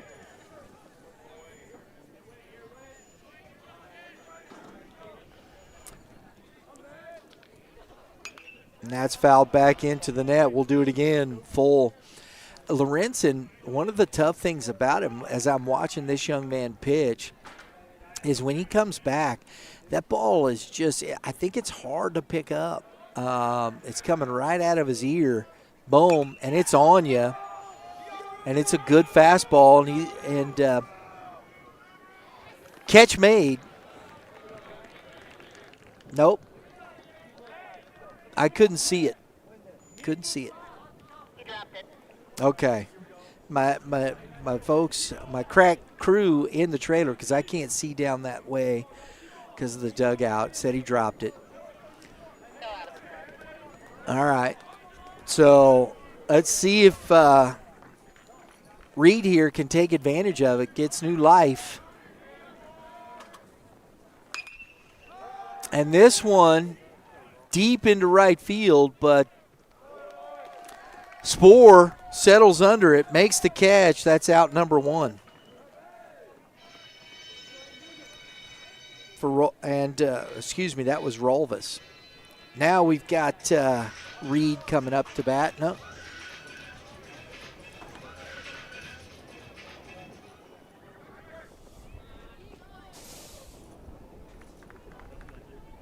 That's Patrick Gear Oh, that was Reed there. I must have missed I did. I'm sorry, folks.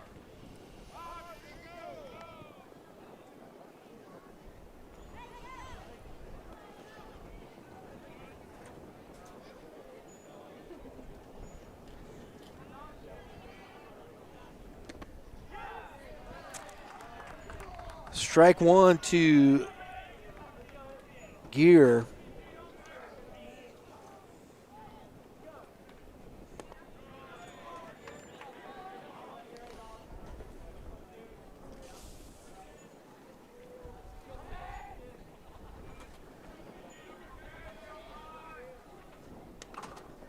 That's a strike. 2 balls, 2 strikes now to Gear.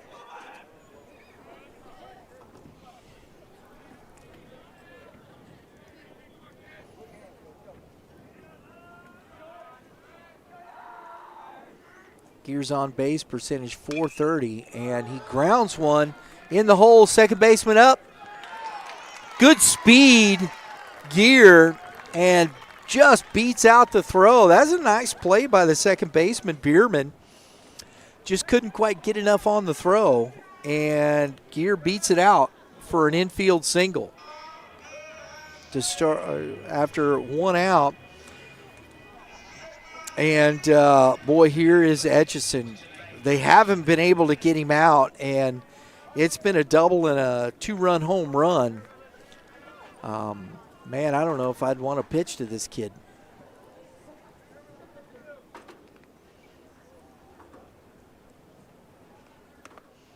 Starts him off with a good curveball for strike one.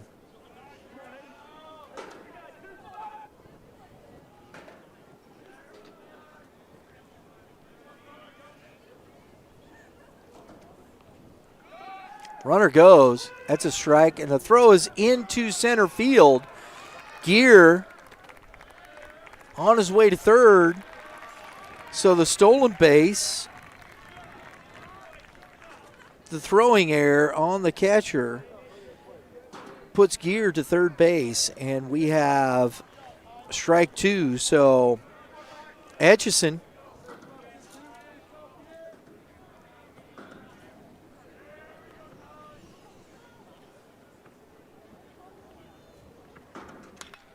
grounds it to the right side. That is a great piece of hitting from Etchison. Just reached out. That's called a team at bat, folks. And that's a tie ball game. Wow. Heck of a job. Another RBI for that young man. That's what is called a productive out, folks. RBI ground out. Gear scores, and it's Avalos, and he is the subject, as he fouls that one off, of our player spotlight for Father McGivney on the offensive side. This young man is hitting .547 on the season, on base of .646, and he's slugging .800. And that is in the dirt. Avalos has scored he scored 38 runs. He scored 38 runs, 24 ribbies, 10 doubles, 3 triples, and a home run. And he puts a swing on that one, and it is in the gap and caught. Oh, he dropped it. And that's down, and he doesn't hang on. Oh, no, it's got to finish the catch. I think Blue's right on that one. And he calls it down. I think that's the right call. Although, Coach, I don't blame Coach Malatine. You gotta finish the catch right there, folks. Malatine. Sorry, folks. I understand why he goes out and does that, but he holds it up and it comes out. He didn't try and transfer it, and you got to kind of finish that. I can see. Yeah, that's right. Safe. Exactly. That's a good call. So on cue, Omar Avalos. And that was, folks, I'm not taking either. That was an unbelievable effort by Tingley out in left field. My gosh, just to run that down, how far he had to go. Good Lord. But Avalos, our Fire and Smoke player spotlight. Presented by Fire and Smoke, excuse me, folks. I got so messed up in that, all that. He's at second base now. He's only struck out 8 times. He's walked 19, 23 stolen bases. So, here you go. And here's Scott Phelps, who he's doubled twice in this game. So the top of this order is done some damage, and the go-ahead run is at second base. There's 2 outs in Avalos. See if he tries to steal the base. He hadn't been caught stealing yet. And our player spotlight presented by Fire and Smoke. Omar Avalos as Phelps takes strike 2.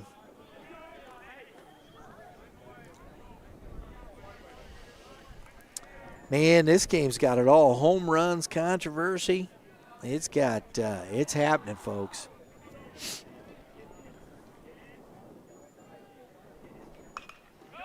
Good fastball. Got in on him. Still 0-2. 2 outs. Avalos at second.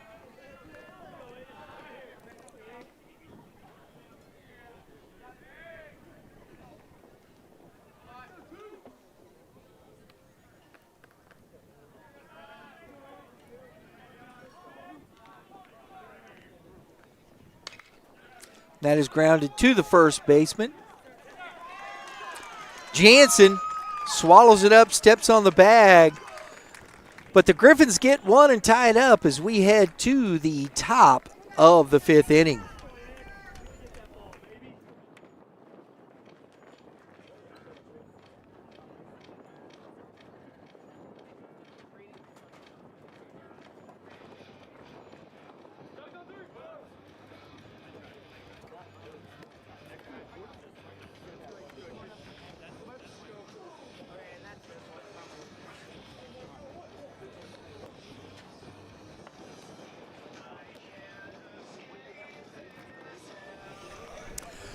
Folks, want to let you know a little bit, and I'm wearing it right now, Kilo Gear. Build strength in every move. The next evolution in micro-weighted training, doctor design apparel that helps you build strength, burn more calories, and boost performance just by wearing it. We've been working with them a short time. I'm wearing my Kilo Gear today. Been just can't get to the gym. I got the micro weights just on my shoulders here. I'm working to get some others. And as we've been working throughout the day, I can feel it. I feel the work, the extra burn. If that's you, or if you want to try it in a different form, you work out, you're looking for some extra burn, extra calorie burn, whatever it may be, or if you just want to wear it around and get that extra burn in your calories through the day, go check out Kilo Gear. Use the promo code YBM10 to get 10% off your purchase. And just want to finish out here. We appreciate Fire and Smoke for our player spotlight features here today. Burgers, barbecue, and brew, folks. Feed your fire with all natural beef, fresh bread, and local craft flavor. All built on quality ingredients and a commitment to the community. Right here in Troy, Illinois, on Edwardsville Road. Tell them Youth Baseball Midwest sent you. FNSBBQ.com as Danko comes back out here for the top of the 5th. Struggling with the scoreboard there. It's strike 1. Misses. We're at the top of the order here in the 5th with Henry Brent, who has struck out, was hit by a pitch, scored a run. 1 ball, 1 strike. Danko still fighting through it. And off the end of the bat, up with it is Rolvis to Wendler for out number 1.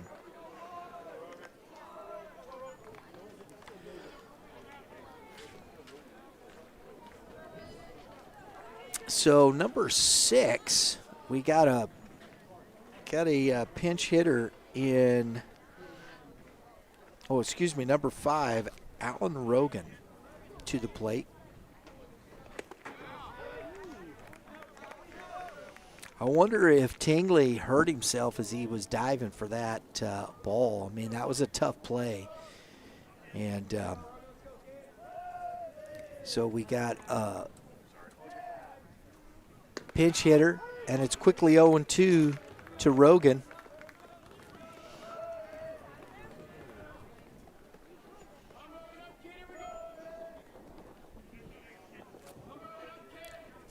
I hope Tingley is okay.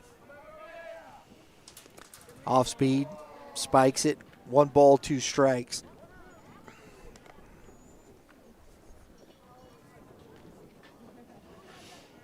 Dandy game here today. Tied 4-4 here in the top of the 5th inning. 1 out. The pinch hitter, Alan Rogan, at the plate. Ooh. That's one of those 50-50 pitches. That's right at the top of the zone, and you might get it, you might not. It's 2 balls, 2 strikes.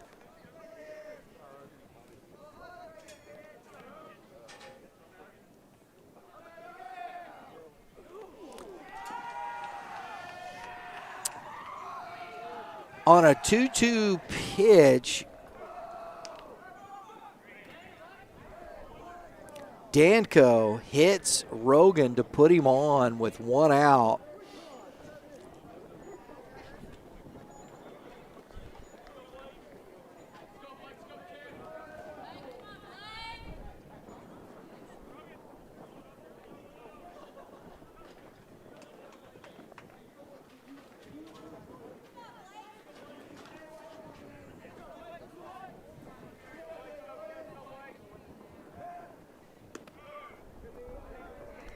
Wow.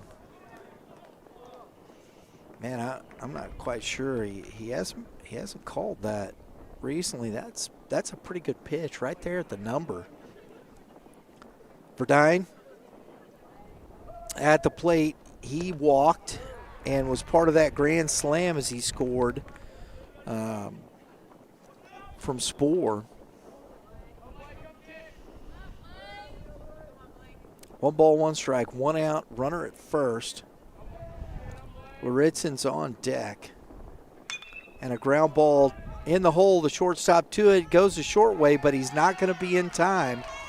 Etchison couldn't get to it, and the speed from Rogan, nice job there, getting into second.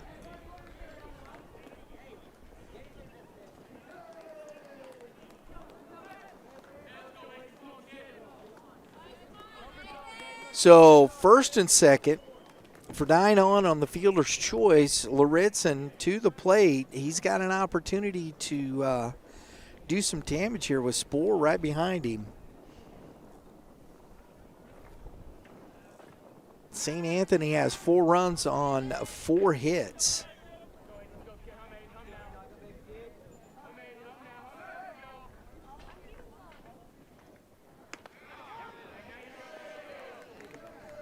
And that's strike 1.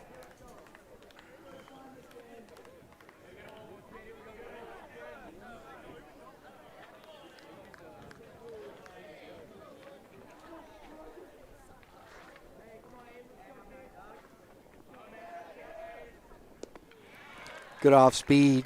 Has him right over the top. He's down. Danko's up 0-2 now.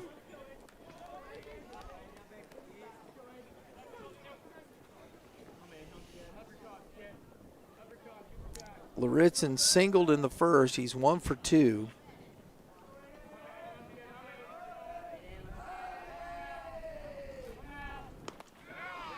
Misses away.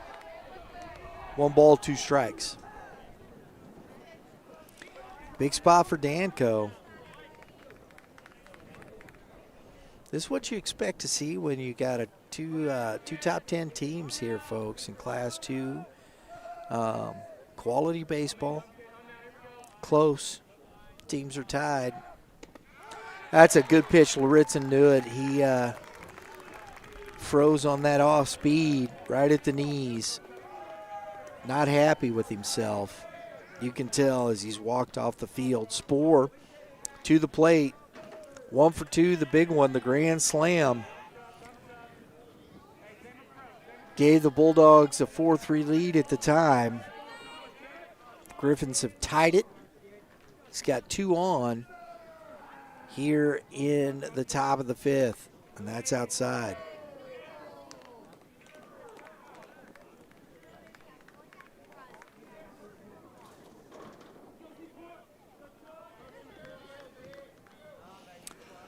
A lot going on here today at the high school. There was a soccer game. There's a soccer game going on. That's ripped through the hole there at short. Oh, and it's bobbled. Gear couldn't come up with it.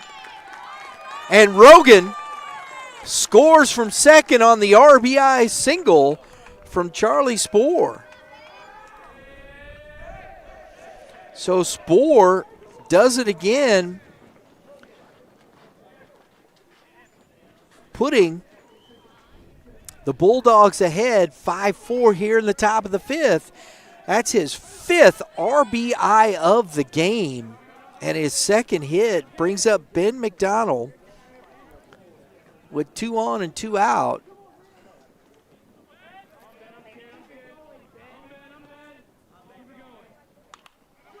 And that's fouled back out of play.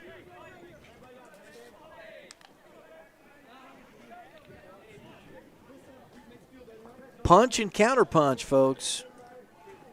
Heavyweight fight right here. Grounded. Waits on a third baseman up. Phelps, nice play. They strand 2. They get 1. They take the lead as we head to the bottom of the 5th. 5-4 Bulldogs.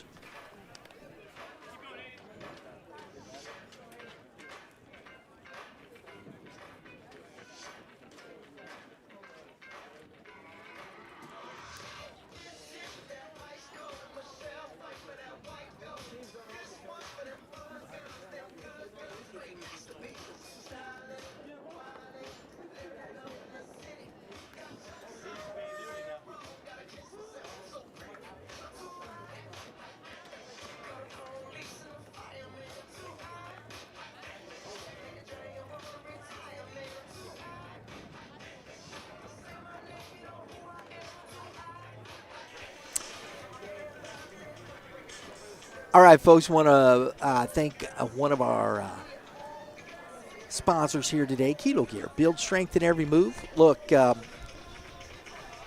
this is the Kilo Gear is built with doctor-designed, customizable micro weights that allow you to adjust resistance and train your way. It is a proven system designed to enhance performance while helping protect your joints. Look, there's a QR code on the screen, and you can scan that, learn more about it. Go to the web. It'll take you, I believe, to the website. You can learn more about it, find out what's going on there, and look at the science behind Kilo Gear. And when you get done, go ahead, try it out. Use the promo code Y.B.M.10 to get 10% off of your purchase.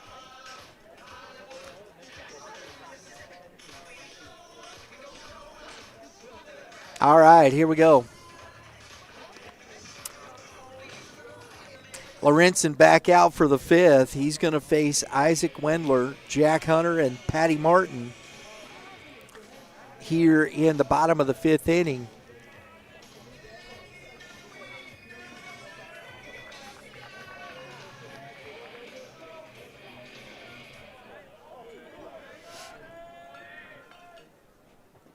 And that ball is in the dirt. It's ball 1. Wendler can tie this, man, with one swing, folks. And that is upstairs. It's 2-0.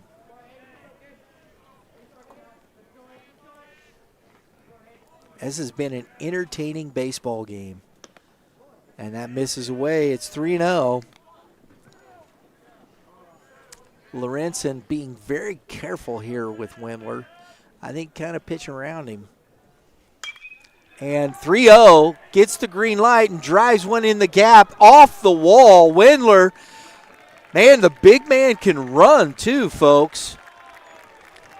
That ball was smoked into right center field, bangs off the wall, and we've got a leadoff double.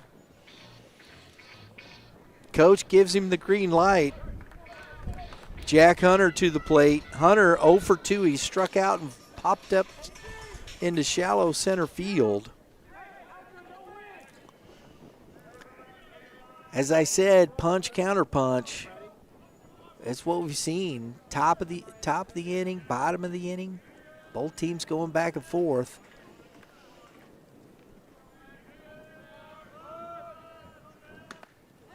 That's a strike to Hunter. As he showed the bunt, pulls it back. Coach looking to play maybe a little small ball and get that runner over to third.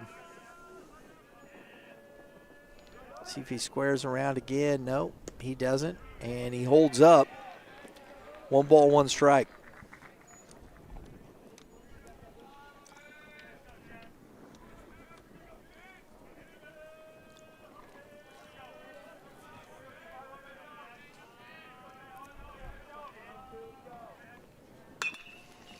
Little duck into center field. Off the end of the bat. And drops in front of the center fielder, Brent, for a single and moves Wendler to third. Back-to-back hits, and Patty Martin comes to the plate as Coach Malatestinic,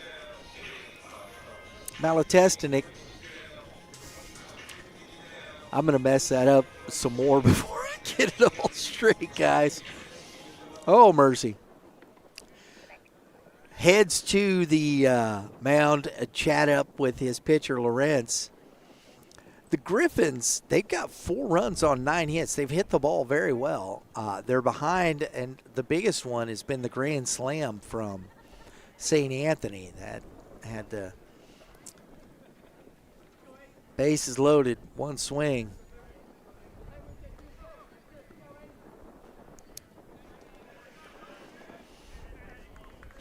Patty Martin.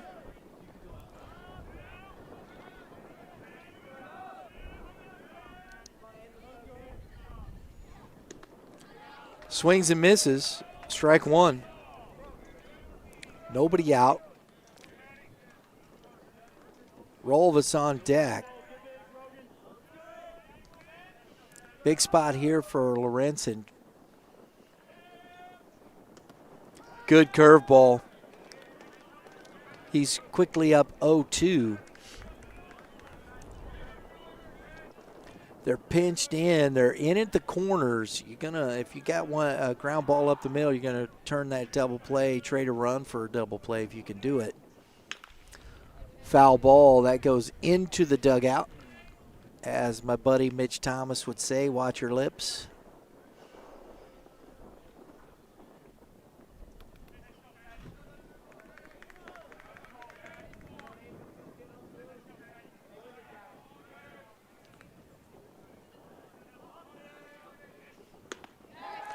Good fastball.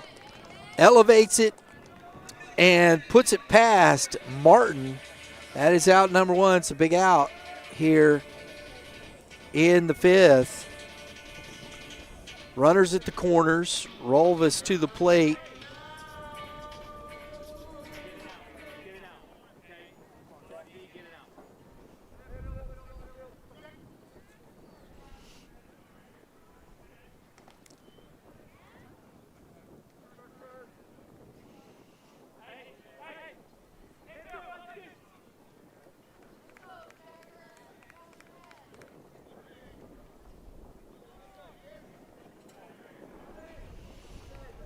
Signs given.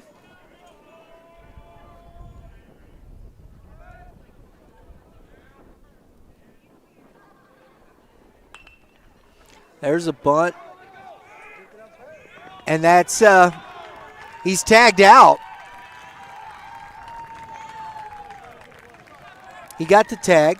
But a heck of a good bunt right there. Pushed up the line. Wendler scores.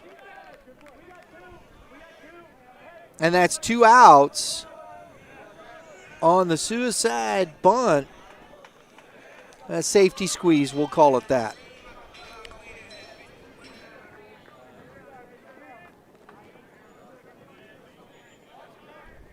So Wendler scores. Hunter to second. The bunt's successful. Game is tied. That's how you manufacture runs right there, folks. And we have Grant Reed at the plate, takes ball 1.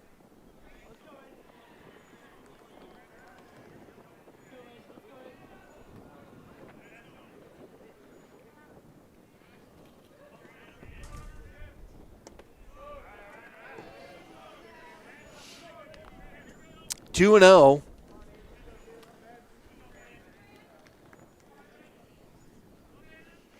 Runner still in scoring position. That's Jack Hunter. That's the go-ahead run. 3-0.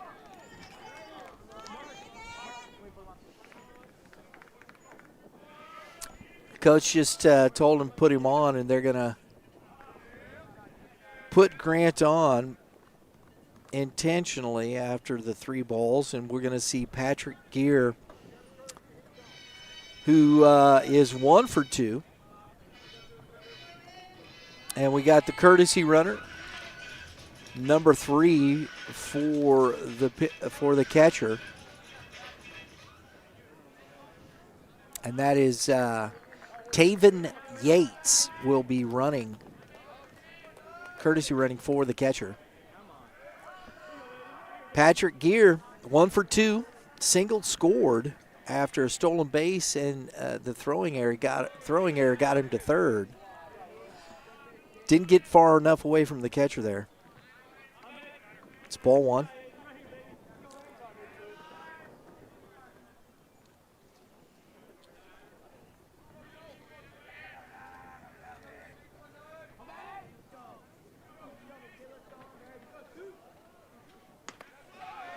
It's upstairs, 2-0.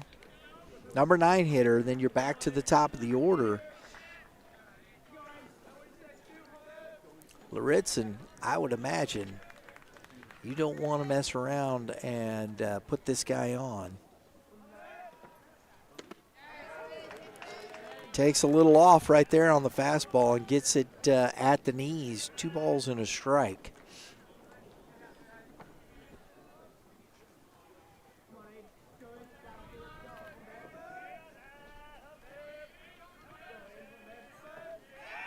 Wheels around, nobody at the base.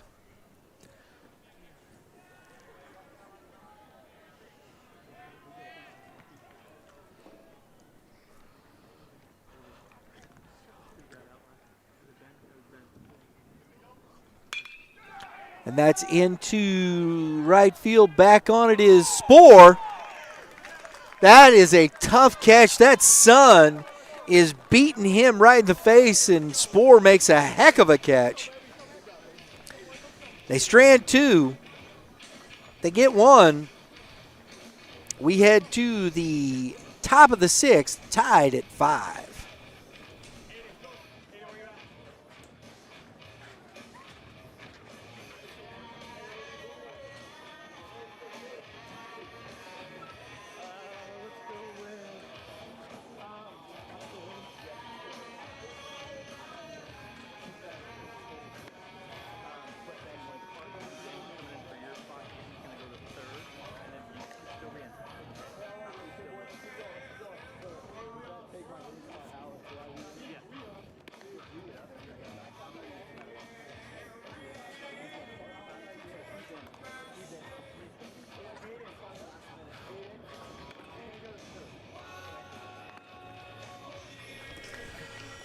Hey, folks, if you noticed, keeping the score bug company today is our good friends at Game 7 Baseball, game7baseball.com, where the Midwest comes to compete. One of the Midwest premier tournament platforms where players compete and make their mark. We've seen some incredible moments at Game 7 events, and with Y.B.M. coverage, those performances don't go unnoticed. Hey, high-level competition and players rising to the moment. Scan the QR code on the screen. Learn more about Game 7 baseball. We're going to see you over at the Midland Invitational a week from Saturday. Not this Saturday, but a week from Saturday. And hopefully we will get in the 14U championship game there that weekend as well. So, hey, Game 7 Baseball, game7baseball.com. You let them know that Youth Baseball Midwest sent you. All right, here we go. Danko back out here in the top of the 6th. Freddie Jansen to the plate. He's walked and singled. And he takes ball 1. Been on base both times, but he's been stranded.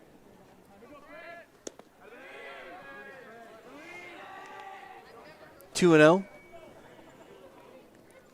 Chase Doris on deck. Jansen's helped his batting average and his on-base percentage, and 3 and 0.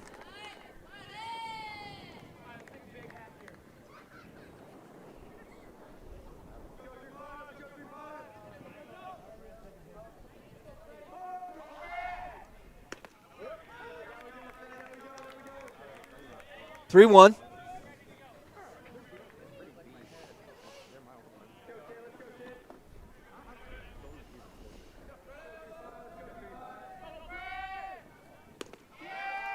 And that misses low.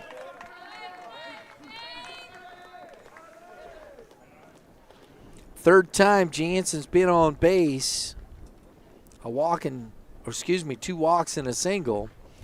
And that brings out Coach Irwin. And Danko, that's going to be it for him today. Here, he's gone 5 innings. Danko has. And he's going to, number 34 coming in here. We'll step aside just a moment and we'll come back and get you up to speed on some information here.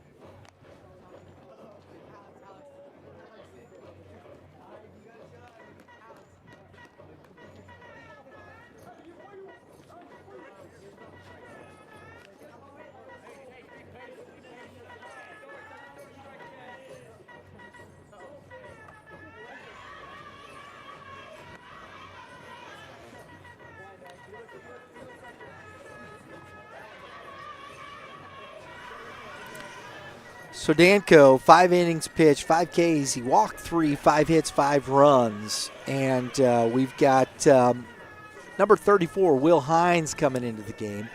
He's pitched in 10 games. He's 2-1, and he's pitched 10 2/3 innings, a 7.22 ERA.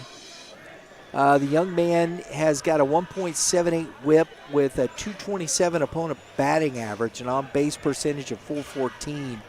9 walks, 9 Ks. And we'll see what he's got here for this St. Anthony squad.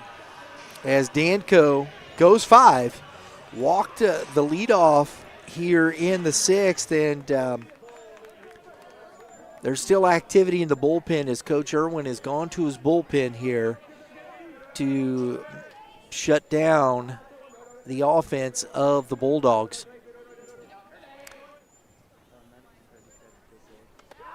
That is ball 1.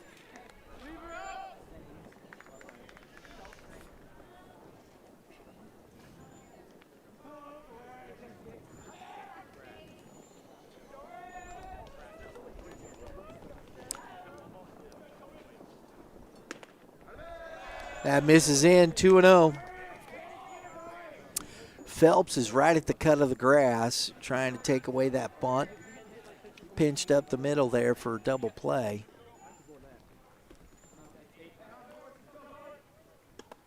And it is ball 3. So Hines comes out of the pen and goes 3-0.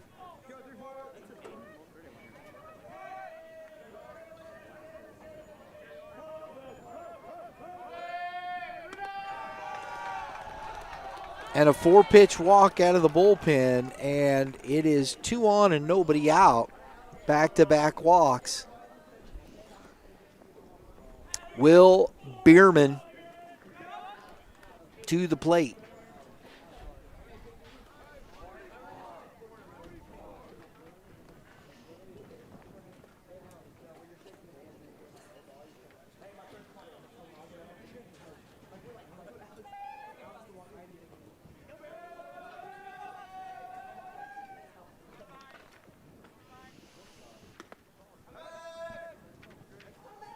Rolvis charging, interesting butt defense there. And it's ball 1 as Rolvis, was speeding in.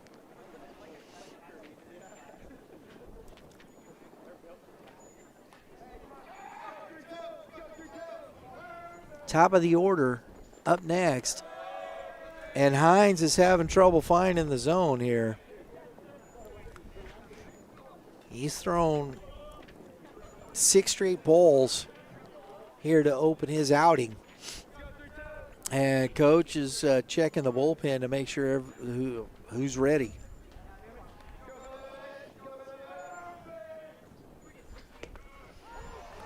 Spins a curveball in.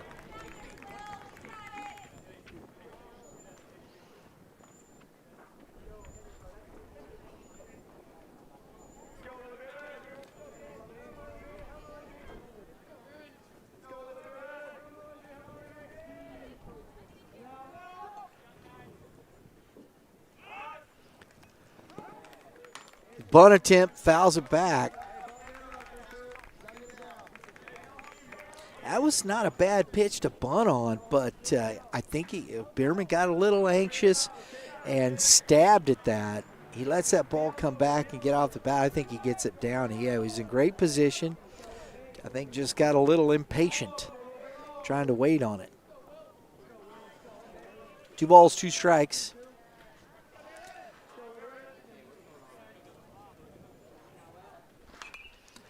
Waiting on that one, pops it up, but that's going to be out of play into the parking lot.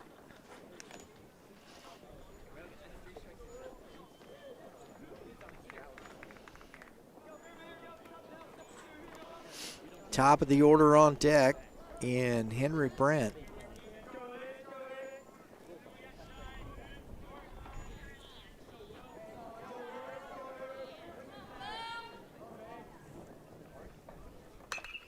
Fastball is down for a single, and the throw is coming home and not going to be in time as Freddie Jansen scores on the RBI single by Will Bierman.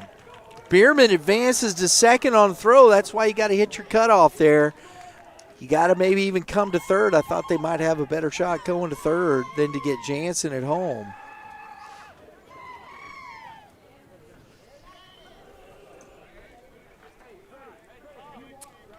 Doris into third. Bierman coming up big. Henry Brent to the plate. Still 2 on. Second to third, nobody out. For St. Anthony, 6-5 lead.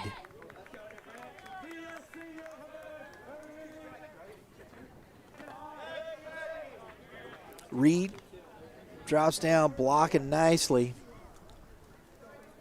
A little old school right there, no one knee stuff. So Bierman with the only other RBI other than Spoor.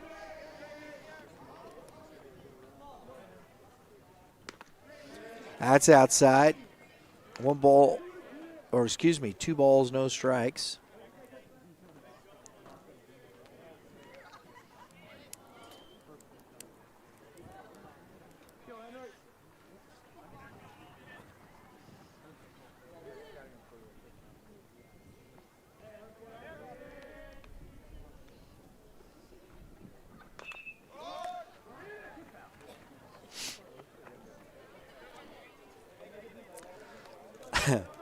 Brent showing his frustration there with that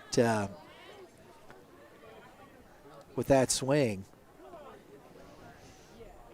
2 balls and a strike.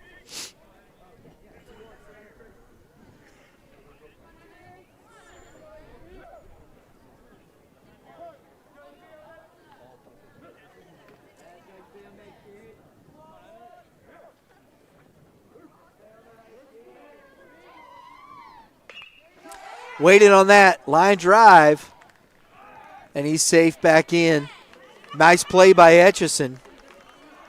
So they got an out on the soft line drive. Heads up play by Doris to get back to third base, so avoids being doubled off. Alan Rogan now to the plate. Curtis Tingley, I hope he's all right. Young man made a heck of an attempt to catch that ball.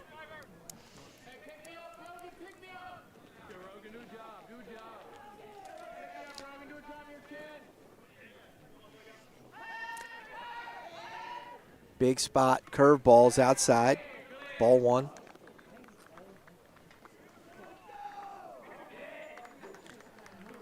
Rogan on the season.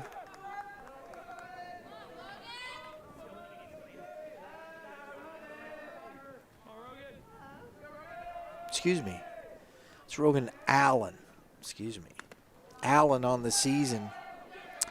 Hitting .267.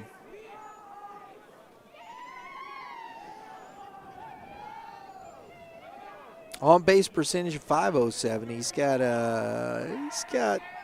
a double, 11 singles.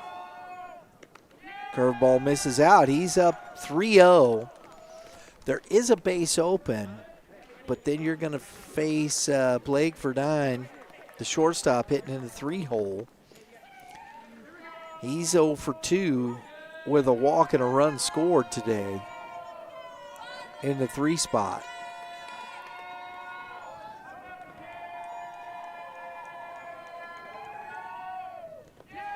And that is ball 4.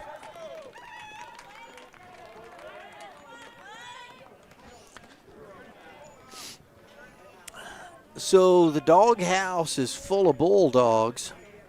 Did you like that one, guys? That was pretty good, I thought. The yard? Oh, I like that even better, Drew. My crack staff in there working hard. Yep, the yard is full of Bulldogs. And we're going to get a visit and a pitching change. Oh, no. We're waiting on Coach here. Yeah, Coach Irwin. He's making some changes here, talking to the official. And it looks like we're going to, looks like we are going to get a pitching change. But we're going to see who does what. Takes the ball from Hines. Hands it to number 2.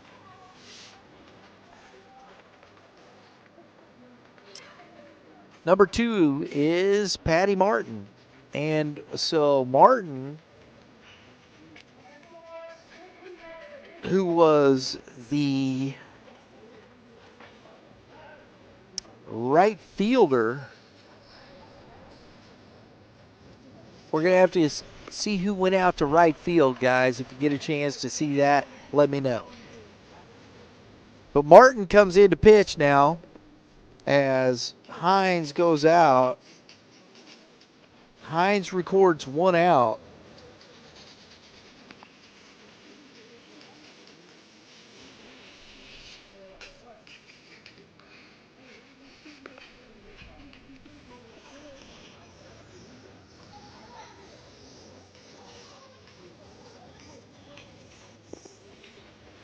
All right.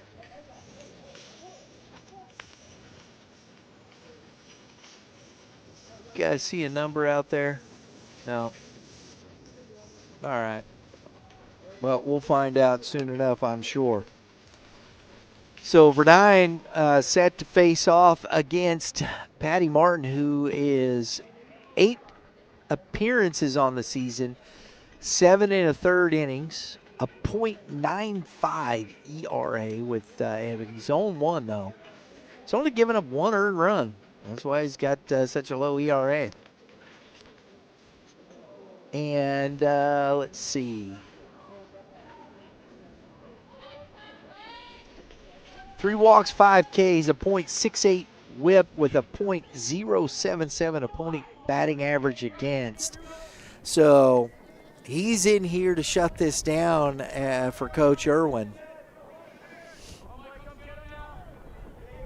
And Verdine looking to break this open for the Bulldogs.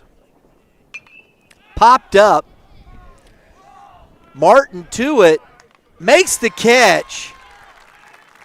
1 pitch, 1 out. That is what we call baseball economics, folks, right there. That's a huge out for McGivney. 2 outs now. Aiden Lorenzen. He's 1 for 3 trying to help himself. He struck out looking his last at bat, not very pleased with himself. He's got the yard, as Drew said, full of Bulldogs. And Martin misses low, ball 1. Charlie Spoor is on deck. Charlie's had himself a day.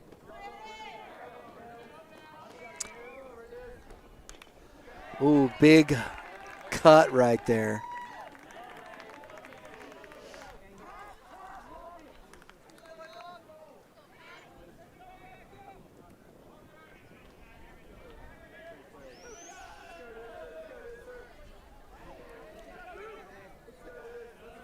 Martin's got a pretty good fastball here. He's pumping it. That's a good fastball. 2 balls and a strike. Coach Irwin trying to quail the uprising here. That's a nice job by Reed. This young man has done a fantastic job today behind the plate. 3 balls and a strike.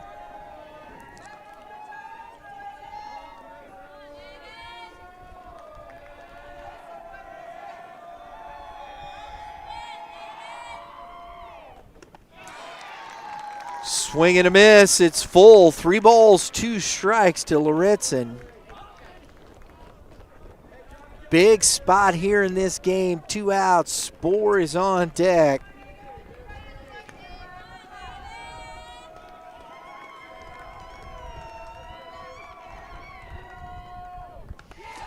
Ball 4. Martin walks Lorenzen. Another run in as Doris comes in to score, and the bases are still loaded. Charlie Spoor, our last player spotlight for this game.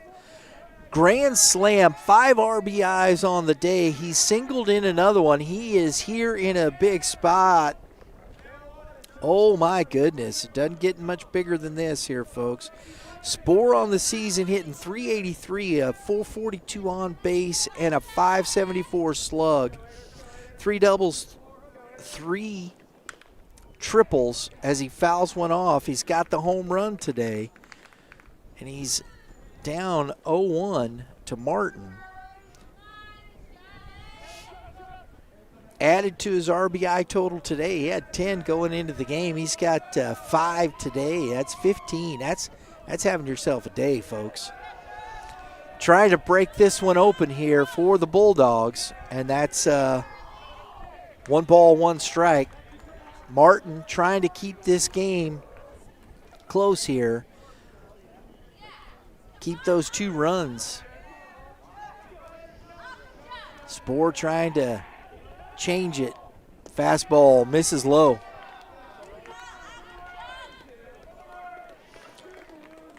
Charlie Spoor, our player of the game, presented by Fire and Smoke Barbecue. Oh, just couldn't keep that one fair, and that is foul. Gives a little shrug to the bench. Oh, man. And the terrible thing was that Gear out there in left field, he couldn't see that. He was looking for the baseball. If that would have been fair, he had no idea where it was.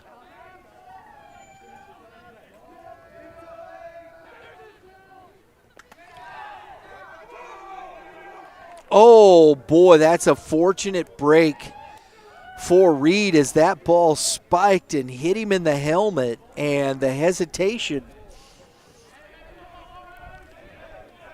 from Bierman. I mean,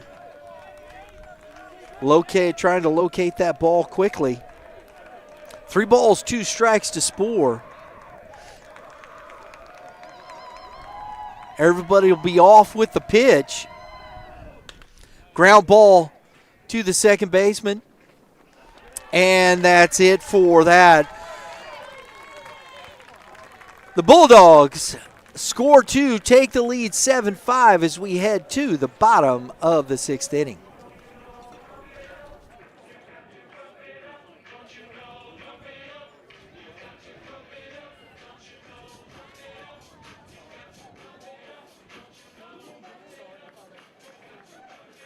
You may have health insurance, but when a major accident, heart attack, or cancer diagnosis hits, the medical bills are only half the battle. Who's paying for your mortgage, your groceries, or the travel costs for treatment while you can't work? That's where Empower Financial Group comes in.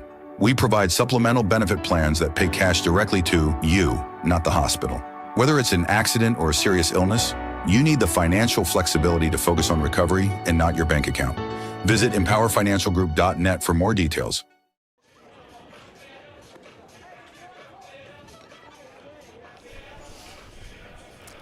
Our player spotlight, Charlie Spoor, presented by Fire and Smoke Burgers, Barbecue, and Brew. Feed your fire with all natural beef, fresh baked bread, and local craft flavor, all built on quality ingredients and a commitment to the community. Find them here at 914 Edwardsville Road in Troy, Illinois. And you can also check out what they got online, fnsbbq.com. That is fnsbbq.com. We got a new pitcher here, folks. That's our player spotlights for the day, and we appreciate the folks over at Fire and Smoke working with us here in the community. Number 14 on the mound, Maddox Clark coming in for Lorenzen here in the 6th.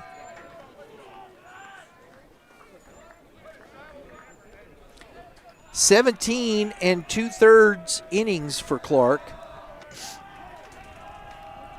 This is his 10th appearance, and it is strike 1. Etchison here at the top of the order. This is what you want if you're McGivney. Oh, little funky delivery dropping down there. Clark 2-1, and he's got 1 save with 2 save opportunities. 2-1 is the count. Giving up 8 runs total, 3 earned, 4 walks, 11 Ks with a 1.18 ERA. Outside, 3-1. The whip is minuscule at .792. And he's got a .154 batting average against, but he walks the leadoff, Etchison, here in the in the bottom of the 6th inning. Etchison on for the 3rd time in the game. He's 2 for 3 with the walk. Making a case for that player of the game, as is Charlie Spohr here for the Bulldogs.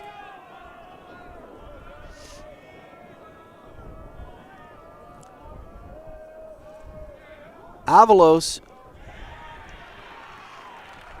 takes the curveball. It's like no worse for wear, baby. We need base runners. And he takes the hit by pitch. And the Griffins got it working as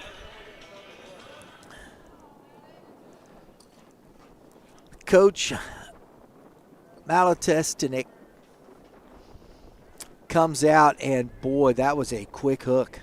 You can't blame him though, man. You know, you come out and you're not throwing strikes. You got to go out and throw strikes, as we got Charlie Spohr coming to the mound to take his place. Coach Malatestinik wasting no time as Spohr takes the mound. And we'll give you some numbers on Charlie here. He's got 11 innings pitched. He's appeared in 5. This is going to be his 6th appearance. He's 2-1. He has 1 save also. 6 total hits given up, 9 runs, 10 earned. Walked 17. That would be a bugaboo for him. But he's got 16 Ks. Walks are high, a 6.36 ERA with a 2.09 WHIP. Opponent batting average is low at a $1.82, so it's been the walks that have been the issue for Charlie here. And so we'll see if he can finish this off. The tying runs are on. The go-ahead run is coming to the plate in Scott Phelps, who has himself doubled twice. He's been stranded both times. He has an RBI in this game as well. He's the one that drove in Etchison in the first.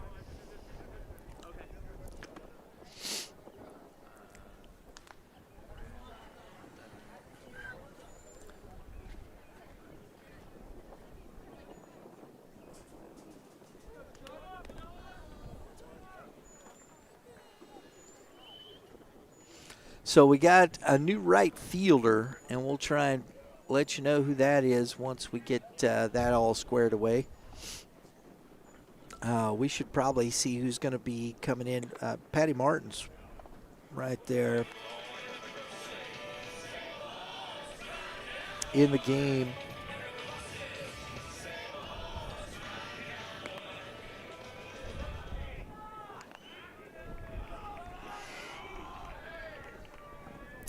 So you got Scott Phelps, Isaac Wendler. Whew. This is not a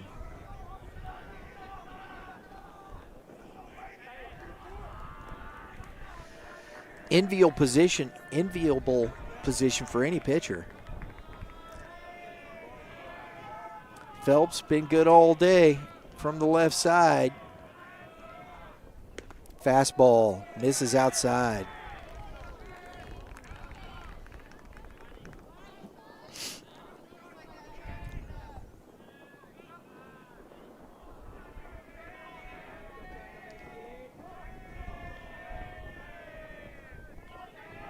Long look. Good fastball. 1 ball, 1 strike. That's a big swing from Phelps. And that's what we call a daddy hack, folks.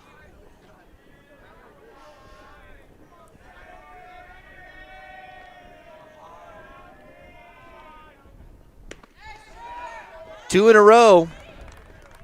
1 ball, 2 strikes.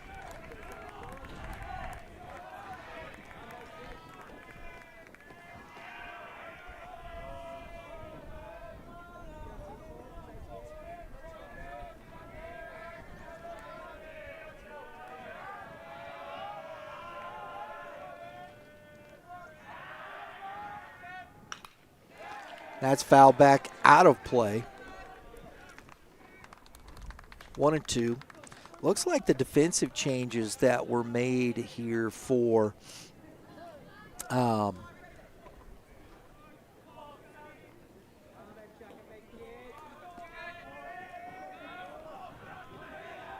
the Bulldogs. And that misses. 2 balls, 2 strikes. Rogan Allen is behind the plate now, replacing McDonald. I believe that may be McDonald out in right field. We'll have to see. Outside, 3 balls, 2 strikes.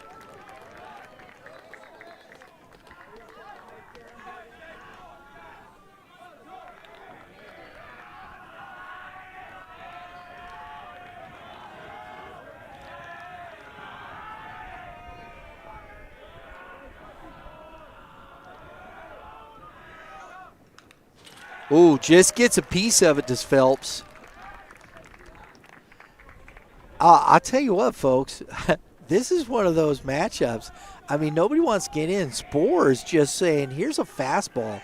If you can beat me, beat me. He's just pumping straight gas. Phelps taking daddy hacks. Yeah, where's Mitch Thomas when you need him? Oh, just gets a piece of it.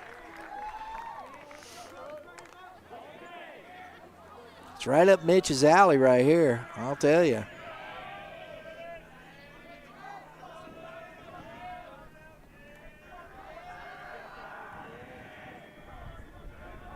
Well, I know where Mitch is. He's probably giving lessons.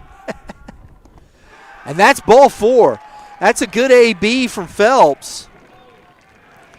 Got down, worked hard in that at-bat, and got the walk as the bases are now loaded for Isaac Wendler.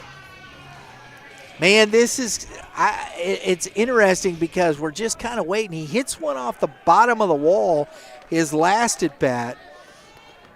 He's walked and doubled, reached on a fielder's choice. So he's been on all 3 times and scored a run. Oh, and that one's foul. Takes a big hack at the first pitch.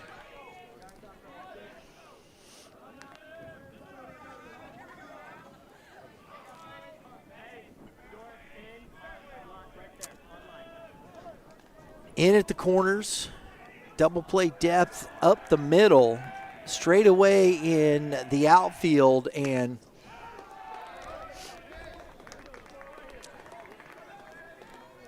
oh, 2.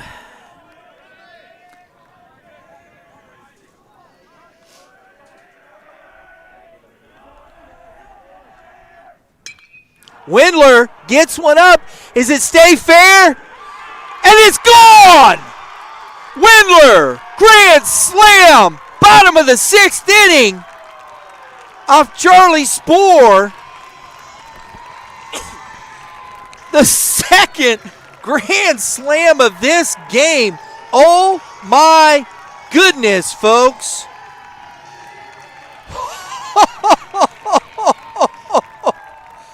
My mercy. Wow.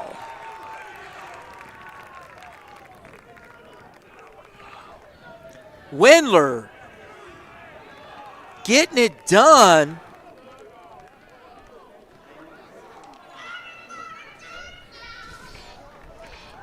As it is now a 9-7 lead for the Griffins here in the bottom of the 6th inning.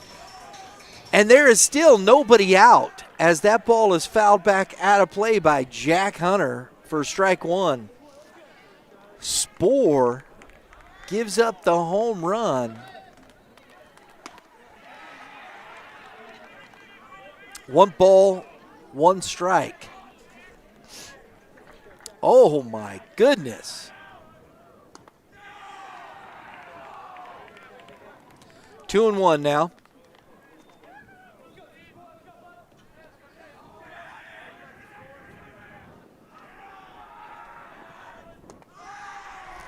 That misses low. 3 balls and a strike.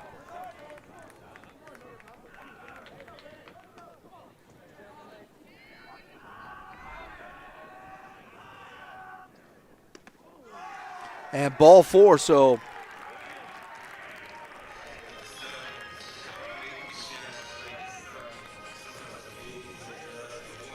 coach asked the catcher to take a trip to the mound, settle down his pitcher. You know, Spore's a bit upset at himself. He got the grand slam, then he gave one up. That's wild. I don't think I've ever seen that in baseball, folks. That's a first time I think I've seen that. And we're going to have a pinch runner. Number 11 is coming in. Aiden Willis will be coming in to run he'll be coming in to pinch run for the DH. Jack Hunter. So Willis at first.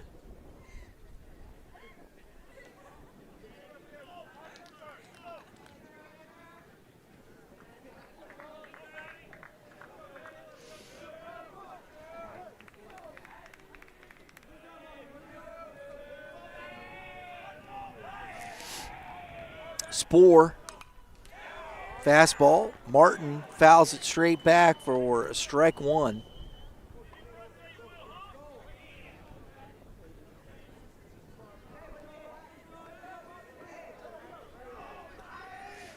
That was on an 0-2 pitch, folks.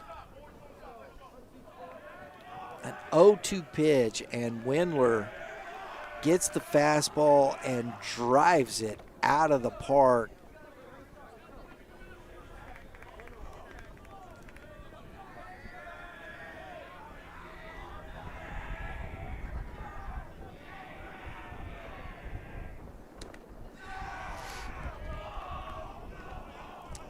One ball, one strike to Martin. We have seen it. I've said it now for the last 3 innings, punch and counter punch, and these teams have been punching each other in the mouth this whole game. It's going to be who's going to have the last punch. 1 ball, 2 strikes.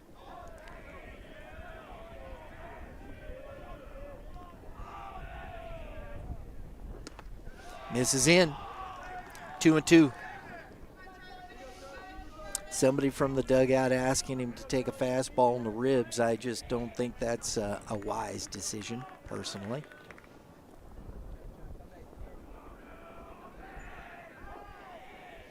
Time is called. Looks like their JV squad is over there watching the ball game. Their softball game was over probably, I think, about an hour ago. JV game over there, and that misses in. 3-2. St. Anthony, 7 runs on 6 hits. Now the Griffins, 9 runs on 10 hits.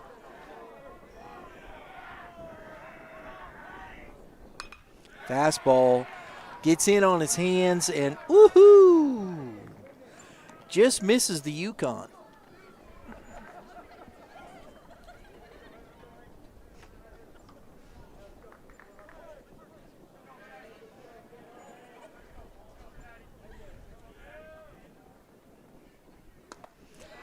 Good fastball upstairs. Martin couldn't catch up. That's the first out. It's a big out here for Spore. Jack Rolvis to the plate. 0 for 3. Excuse me. Yes. 0 for 3 today.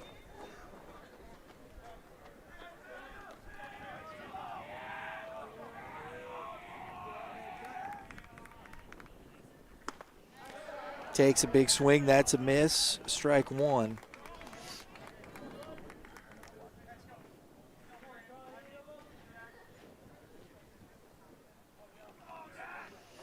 Got some of the ladies from the softball team in that ball.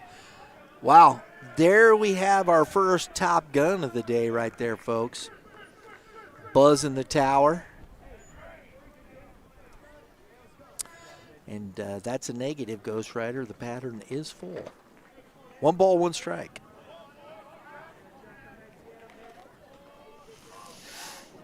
Advances the runner to second as Willis takes the base on the wild pitch. Yep. Tries to get on with the bunt. 1 ball, 2 strikes now.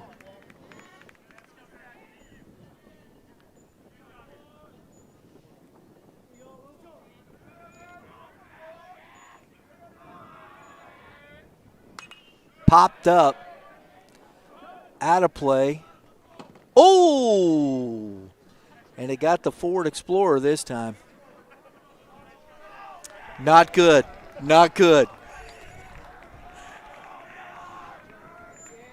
1 ball, 2 strikes.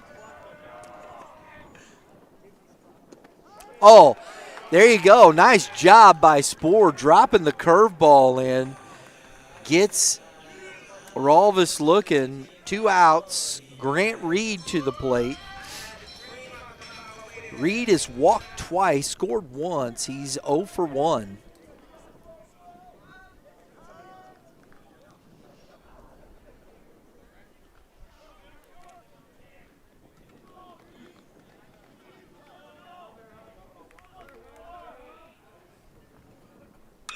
Ground ball back up the middle and through. Willis coming around, and the throw is not in time. Bang, bang play. Willis scores on the RBI single from Grant Reed to make it 10-7 Griffins.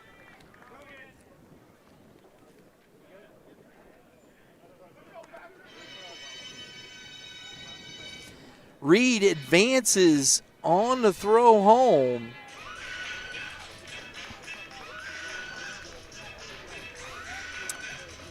Number 9 hitter, Patrick Gear to the plate.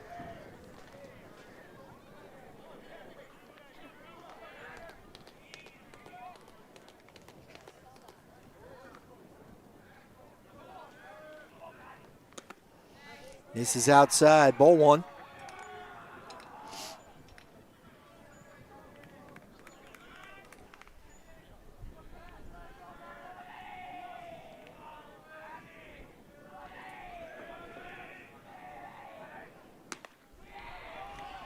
Two balls, no strikes. I'll tell you what, folks, both of these offenses, pretty much up and down the line, if they swing the bat very well, I mean, you got 17 runs total scored here. I don't think Lorenzen, I thought, pitched pretty well. Had some troubles in the first inning, but settled in, pitched pretty well. Gave up some big hits here and there, but had that the grand slam.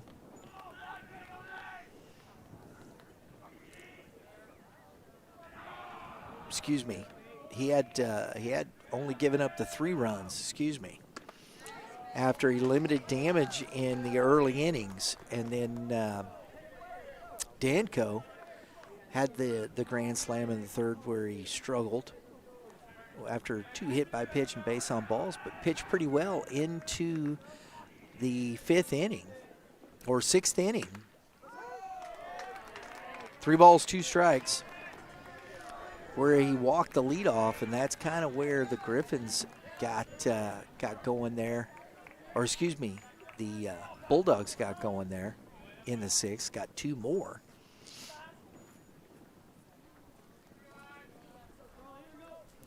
But 5 runs here in the bottom of the 6th have given the Griffins a 10-7 lead.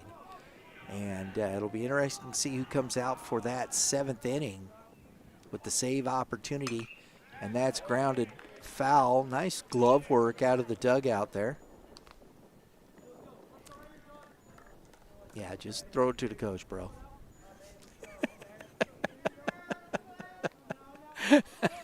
Got excited, man. Threw it back in play.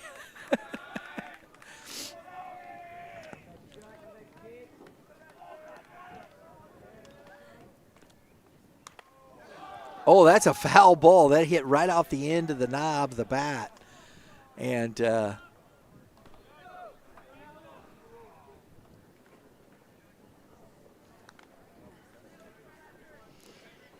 that's what you would call unfortunate.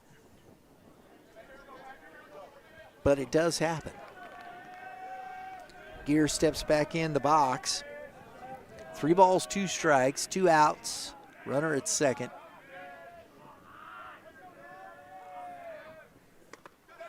And that is inside for ball 4. And we're back to the top of the order here. Ty Etchison. Man, I'll tell you what, folks. Etchison, Avalos, Phelps, Wendler. The top 4 in this lineup. Oh, my goodness. They are good. And that's away from Allen.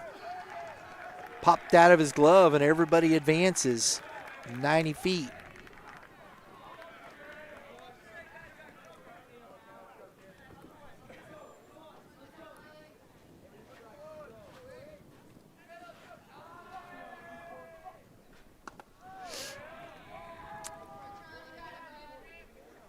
Two balls, no strikes. Etchison is 3 for 4. Swing and a miss.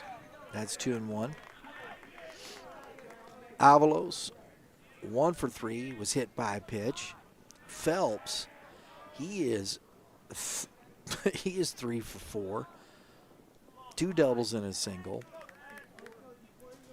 Wendler walked, reached on a fielder's choice. Another swing and a miss, 2-2. Then doubled in the grand slam.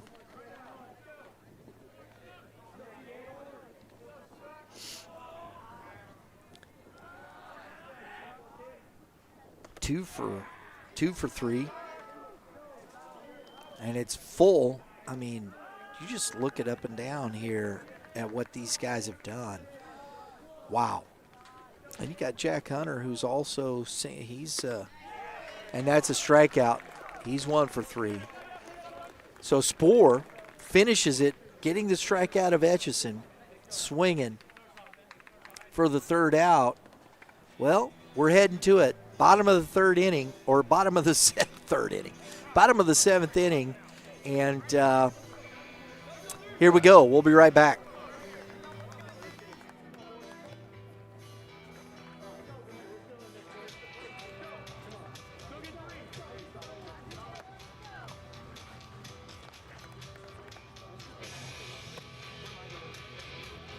You may have health insurance, but when a major accident, heart attack, or cancer diagnosis hits, the medical bills are only half the battle. Who's paying for your mortgage, your groceries, or the travel costs for treatment while you can't work?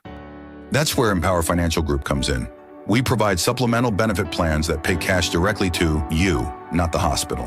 Whether it's an accident or a serious illness, you need the financial flexibility to focus on recovery and not your bank account. Visit empowerfinancialgroup.net for more details.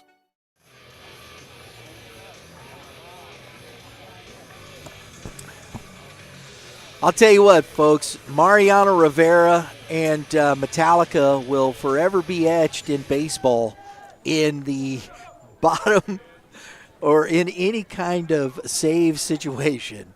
Got Inner Sandman playing, and it's just Mariano Rivera.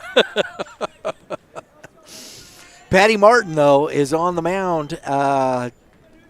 He's working for this save opportunity, and he's going to be facing Ben McDonald, Freddie Jansen, and Chase Doris here in the top of the 7th. Strike 1.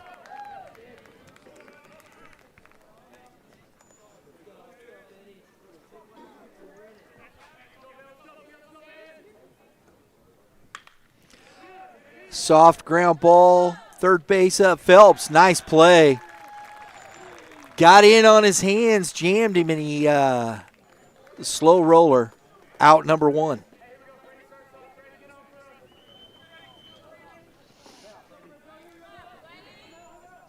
Jansen, who is 1 for 1, 2 walks and a run scored, takes ball 1.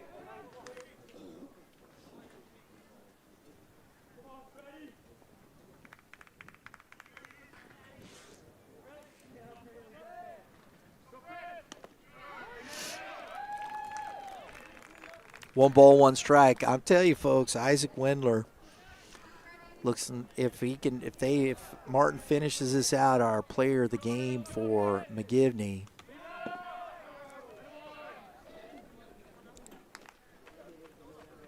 Two balls and a strike.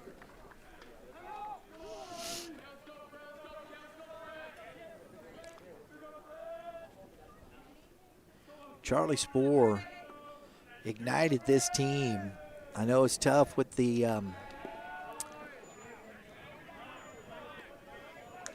but that was a big spot. He had a big game offensively. He was 2 for 4, 5 RBIs.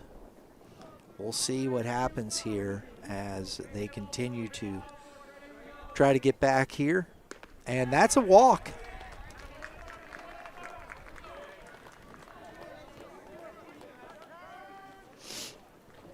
Jansen is a walk machine here in this ball game.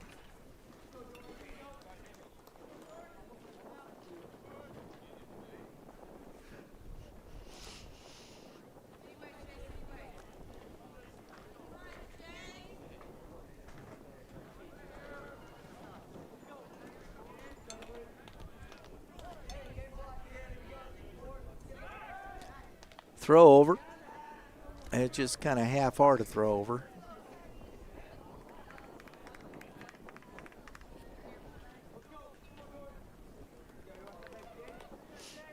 Chase Doris takes strike 1. He is 0 for 2's got the walk and the run scored. Lifts that one into deep right field and out of here. Doris in the top of the 7th inning brings the Bulldogs within 1 run with a 2-run home run. Oh my goodness, folks, this is just wild.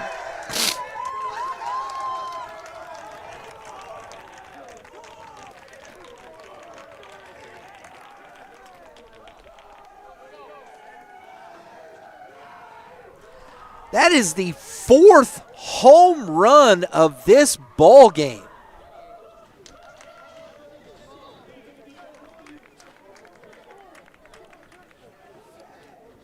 My goodness. 4th home run of the game. I don't think we've seen 4 home runs in a ball game I don't think we've seen it at all, to be honest. The crack staff in the production trailer, tends to agree with me. I'm serious. Yeah, we have seen 4. We saw a grand slam yesterday at Eureka. We've seen 2 tonight. We've seen 3 grand slams in 2 days. Wow. Will Bierman to the plate, takes ball 1. 10-9 ball game. And misses low, 2-0.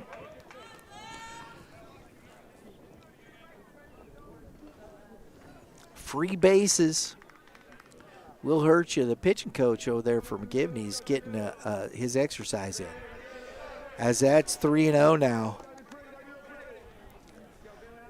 Checking on the bullpen there.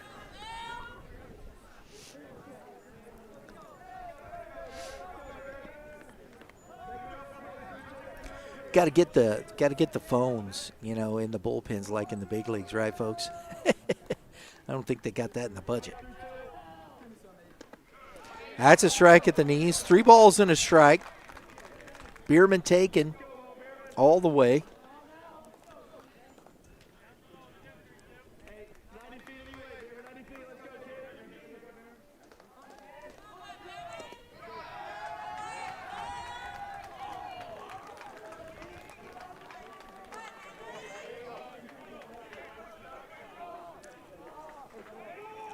So another walk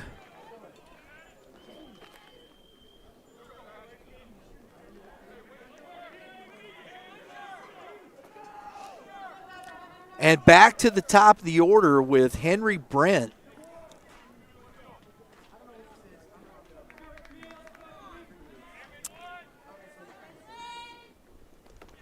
Oh, that's past Reed as Patty Martin throws the 55-footer.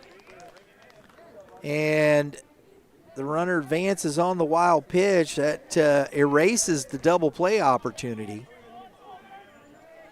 There's one out in the inning. The bullpen is active.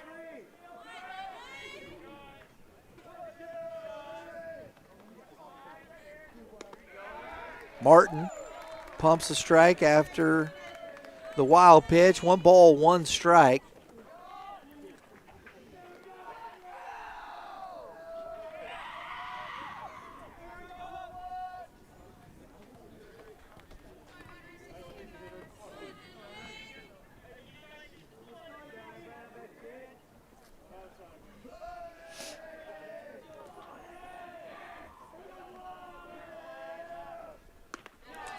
That misses upstairs. 2-1.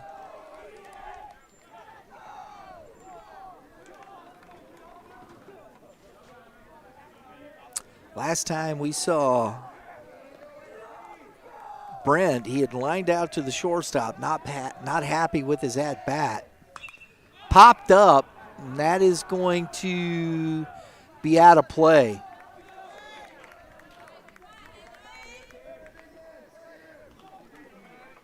Two balls, 2 strikes.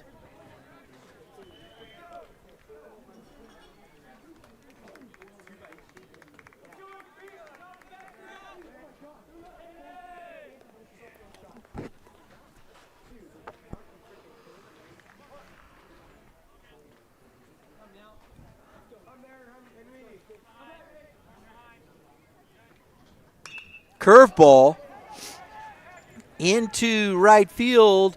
Catch made. Runner tags and advances to third. Oh, no! Oh, my goodness!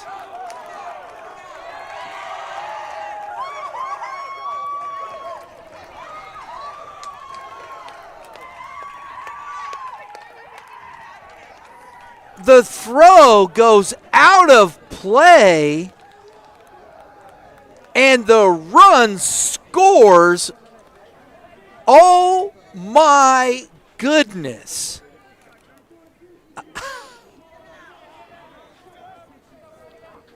So the sac fly that got the runner to third, also the errant throw. I think that was Etchison who cut that off and turned and threw that out of play. Oh my gosh, strike 1.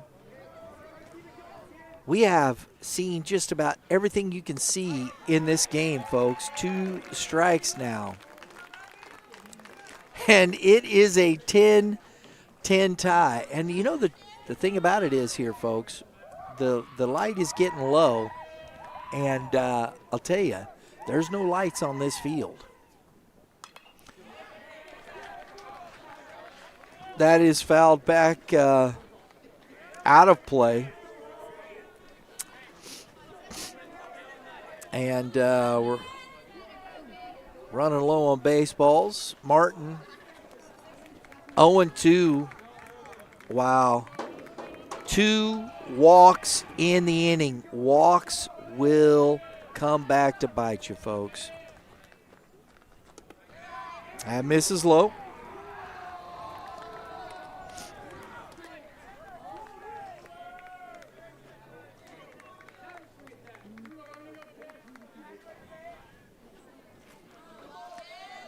You had a 10-7 lead.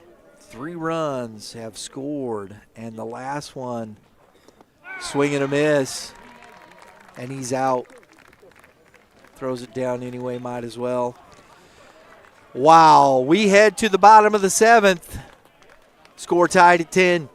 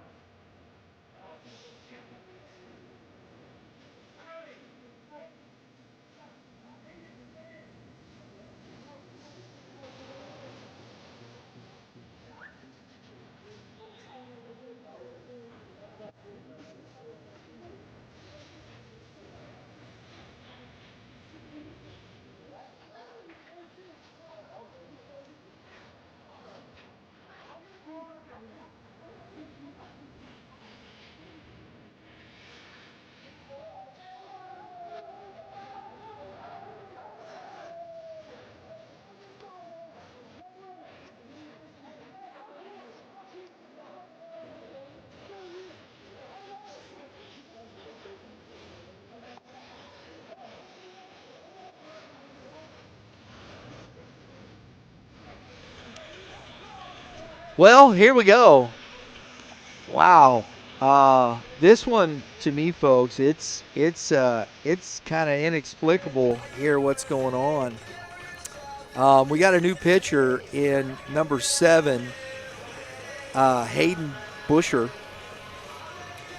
Hayden Busher has appeared. This will be, let's see.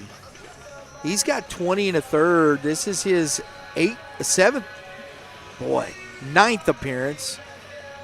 Can't read anymore, folks. 2-0. He's got 1 save. And he's allowed 15 runs. Only six runs earned. I'll tell you, they've given up a lot of runs, but not a lot of earned runs, this squad. But 7 walks to 20 Ks. And he's got a 2.06 ERA with a 1.328 whip. And the opponent batting average is 235. So Busher from the left side is going to be facing here in the bottom of the 7th inning Omar Avalos. He's got Scott Phelps, and then that man again, Isaac Wendler. So we're tied at 10. Busher on the mound. Bottom of the 7th, here we go. Avalos, ground ball. Up with it is Bierman for out number 1. 1 pitch, 1 out. That's good baseball economics right there, folks.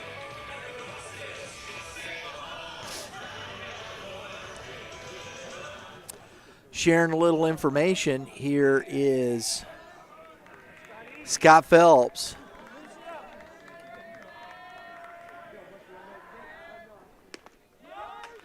That's strike 1 to Phelps.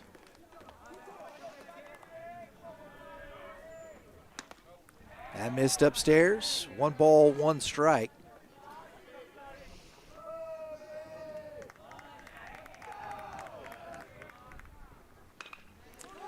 Ground ball. Little PFP, and he's safe. Boy, that was close, and he calls him safe.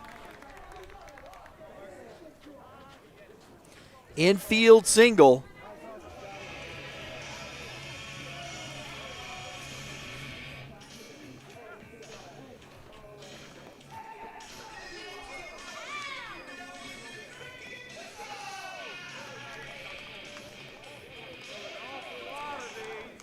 Coach Malatestnik talking, umpires, whatnot. We're going to see. I don't know. I don't know. That's tough. He's right there. That's not his call. I mean, honestly, that is not his call. That shouldn't be. I think that's a bad. Whether you think he was right or not, but to overturn that when he's right there, that's not a good call.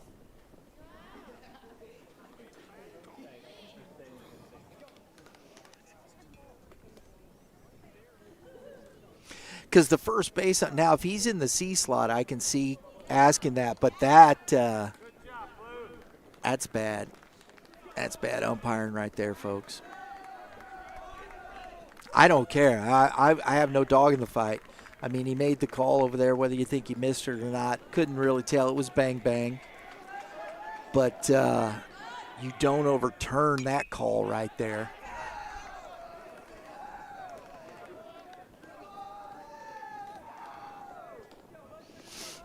I wouldn't even let the coach ask. No, I got it. He was standing right there.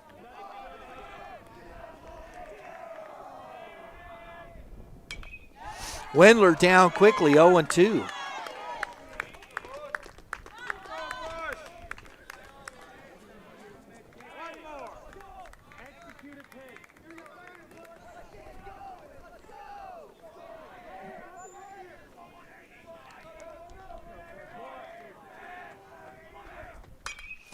Wendler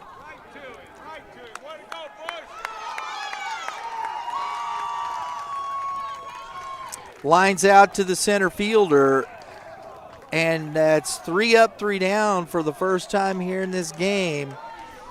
And we head to the top of the 8th inning. Free baseball. Who wants to win it?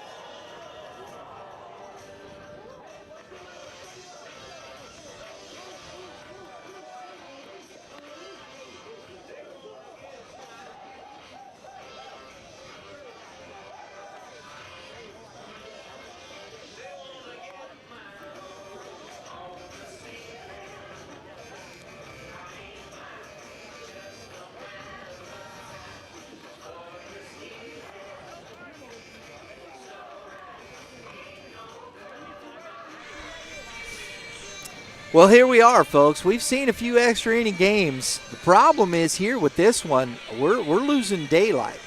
So one of these teams, I think, has to get after it here and put up a run or two, and to get to see if they can get a win before it ends up in a tie.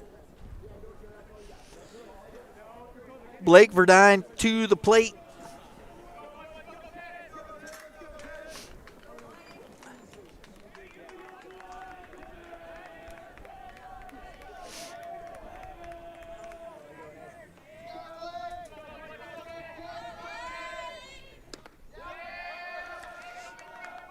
That's ball one to Verdine.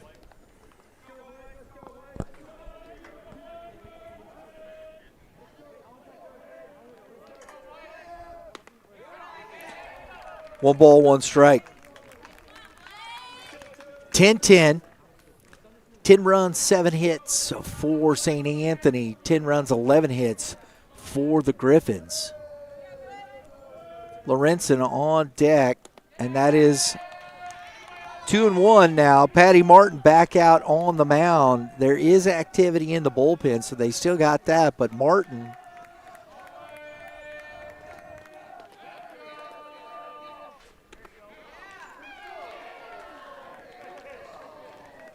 three balls and a strike.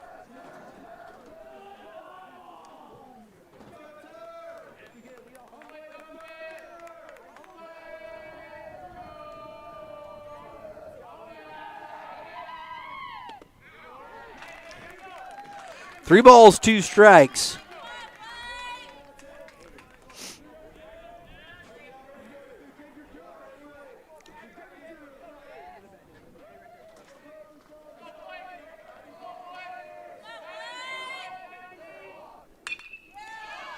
Into center field, Avalos to it, making the catch for out number one.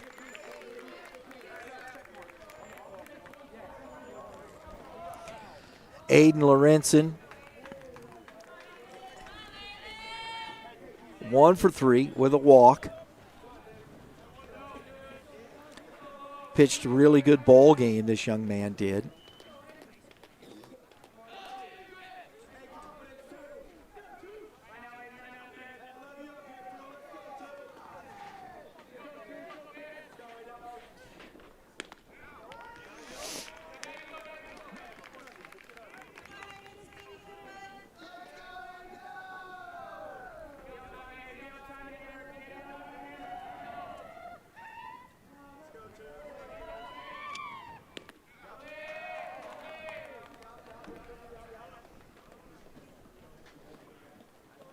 One ball, one strike to Lorenzen.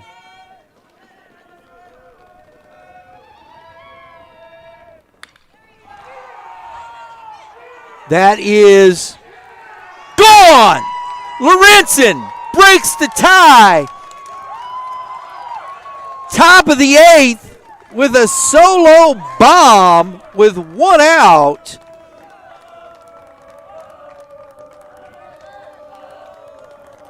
The 5th home run of this game. And it is 11-10 Bulldogs.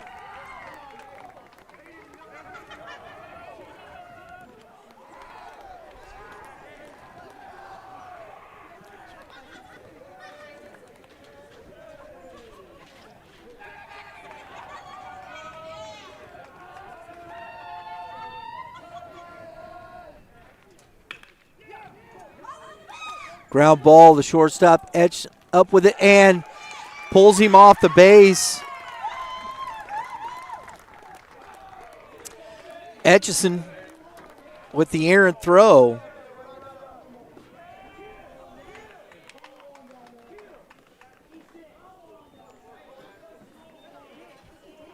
So Spore on with from the throwing error.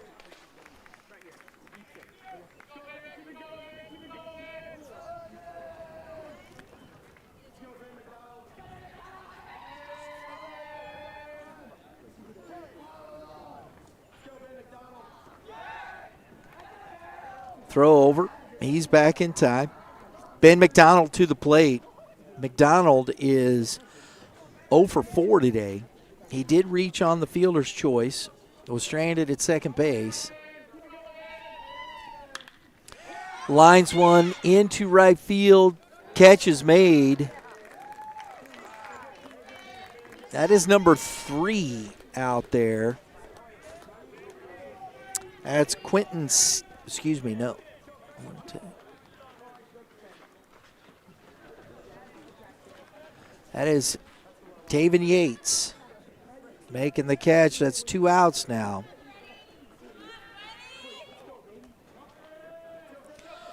Freddie Jansen, who's reached all and the throw down, and he's out. Spore caught stealing for the 3rd out. And we head to the bottom of the 8th inning, 11-10 Bulldogs.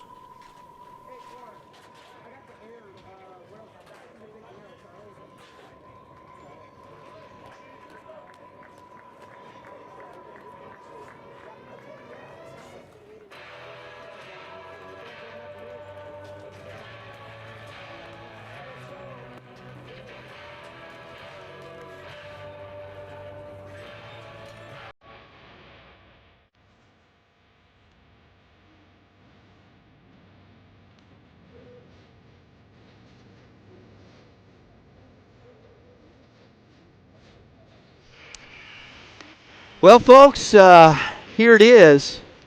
Busher back out on the mound here trying to save this game. 11-10 as Lorenzen, my goodness, making a bid for player of the game, pitching, hitting. Both teams, a lot of runs here in this ball game. And the throw is going down. We're going to see Jack Hunter, Patty Martin, and Jack Rovels in this bottom of the 8th.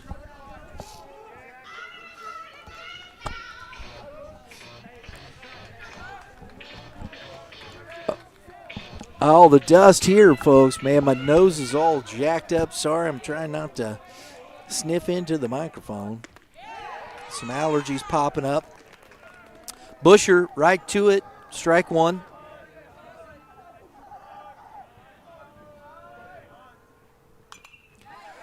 Fouled back, it's quickly 0-2. The lefty, Busher, all over the strike zone.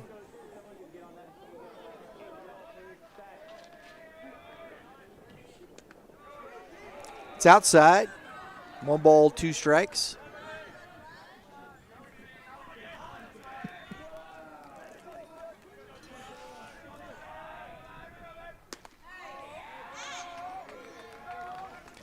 Two and two.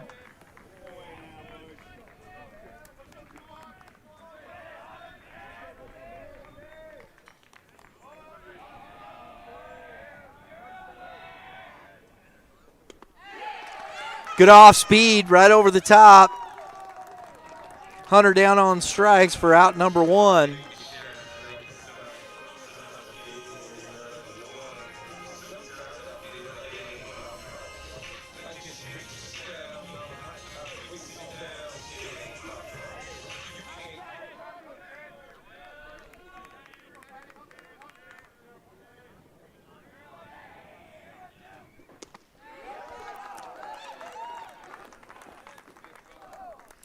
Strike one.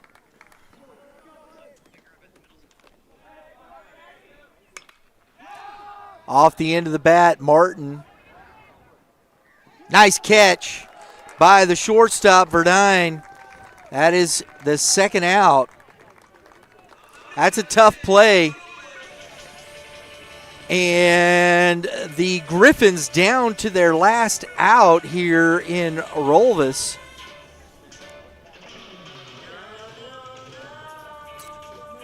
Players of the game, I'll tell you, man. And that is fouled into the netting.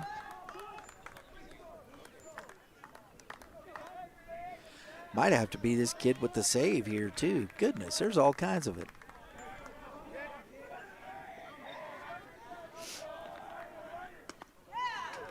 It's outside. 1 ball, 1 strike.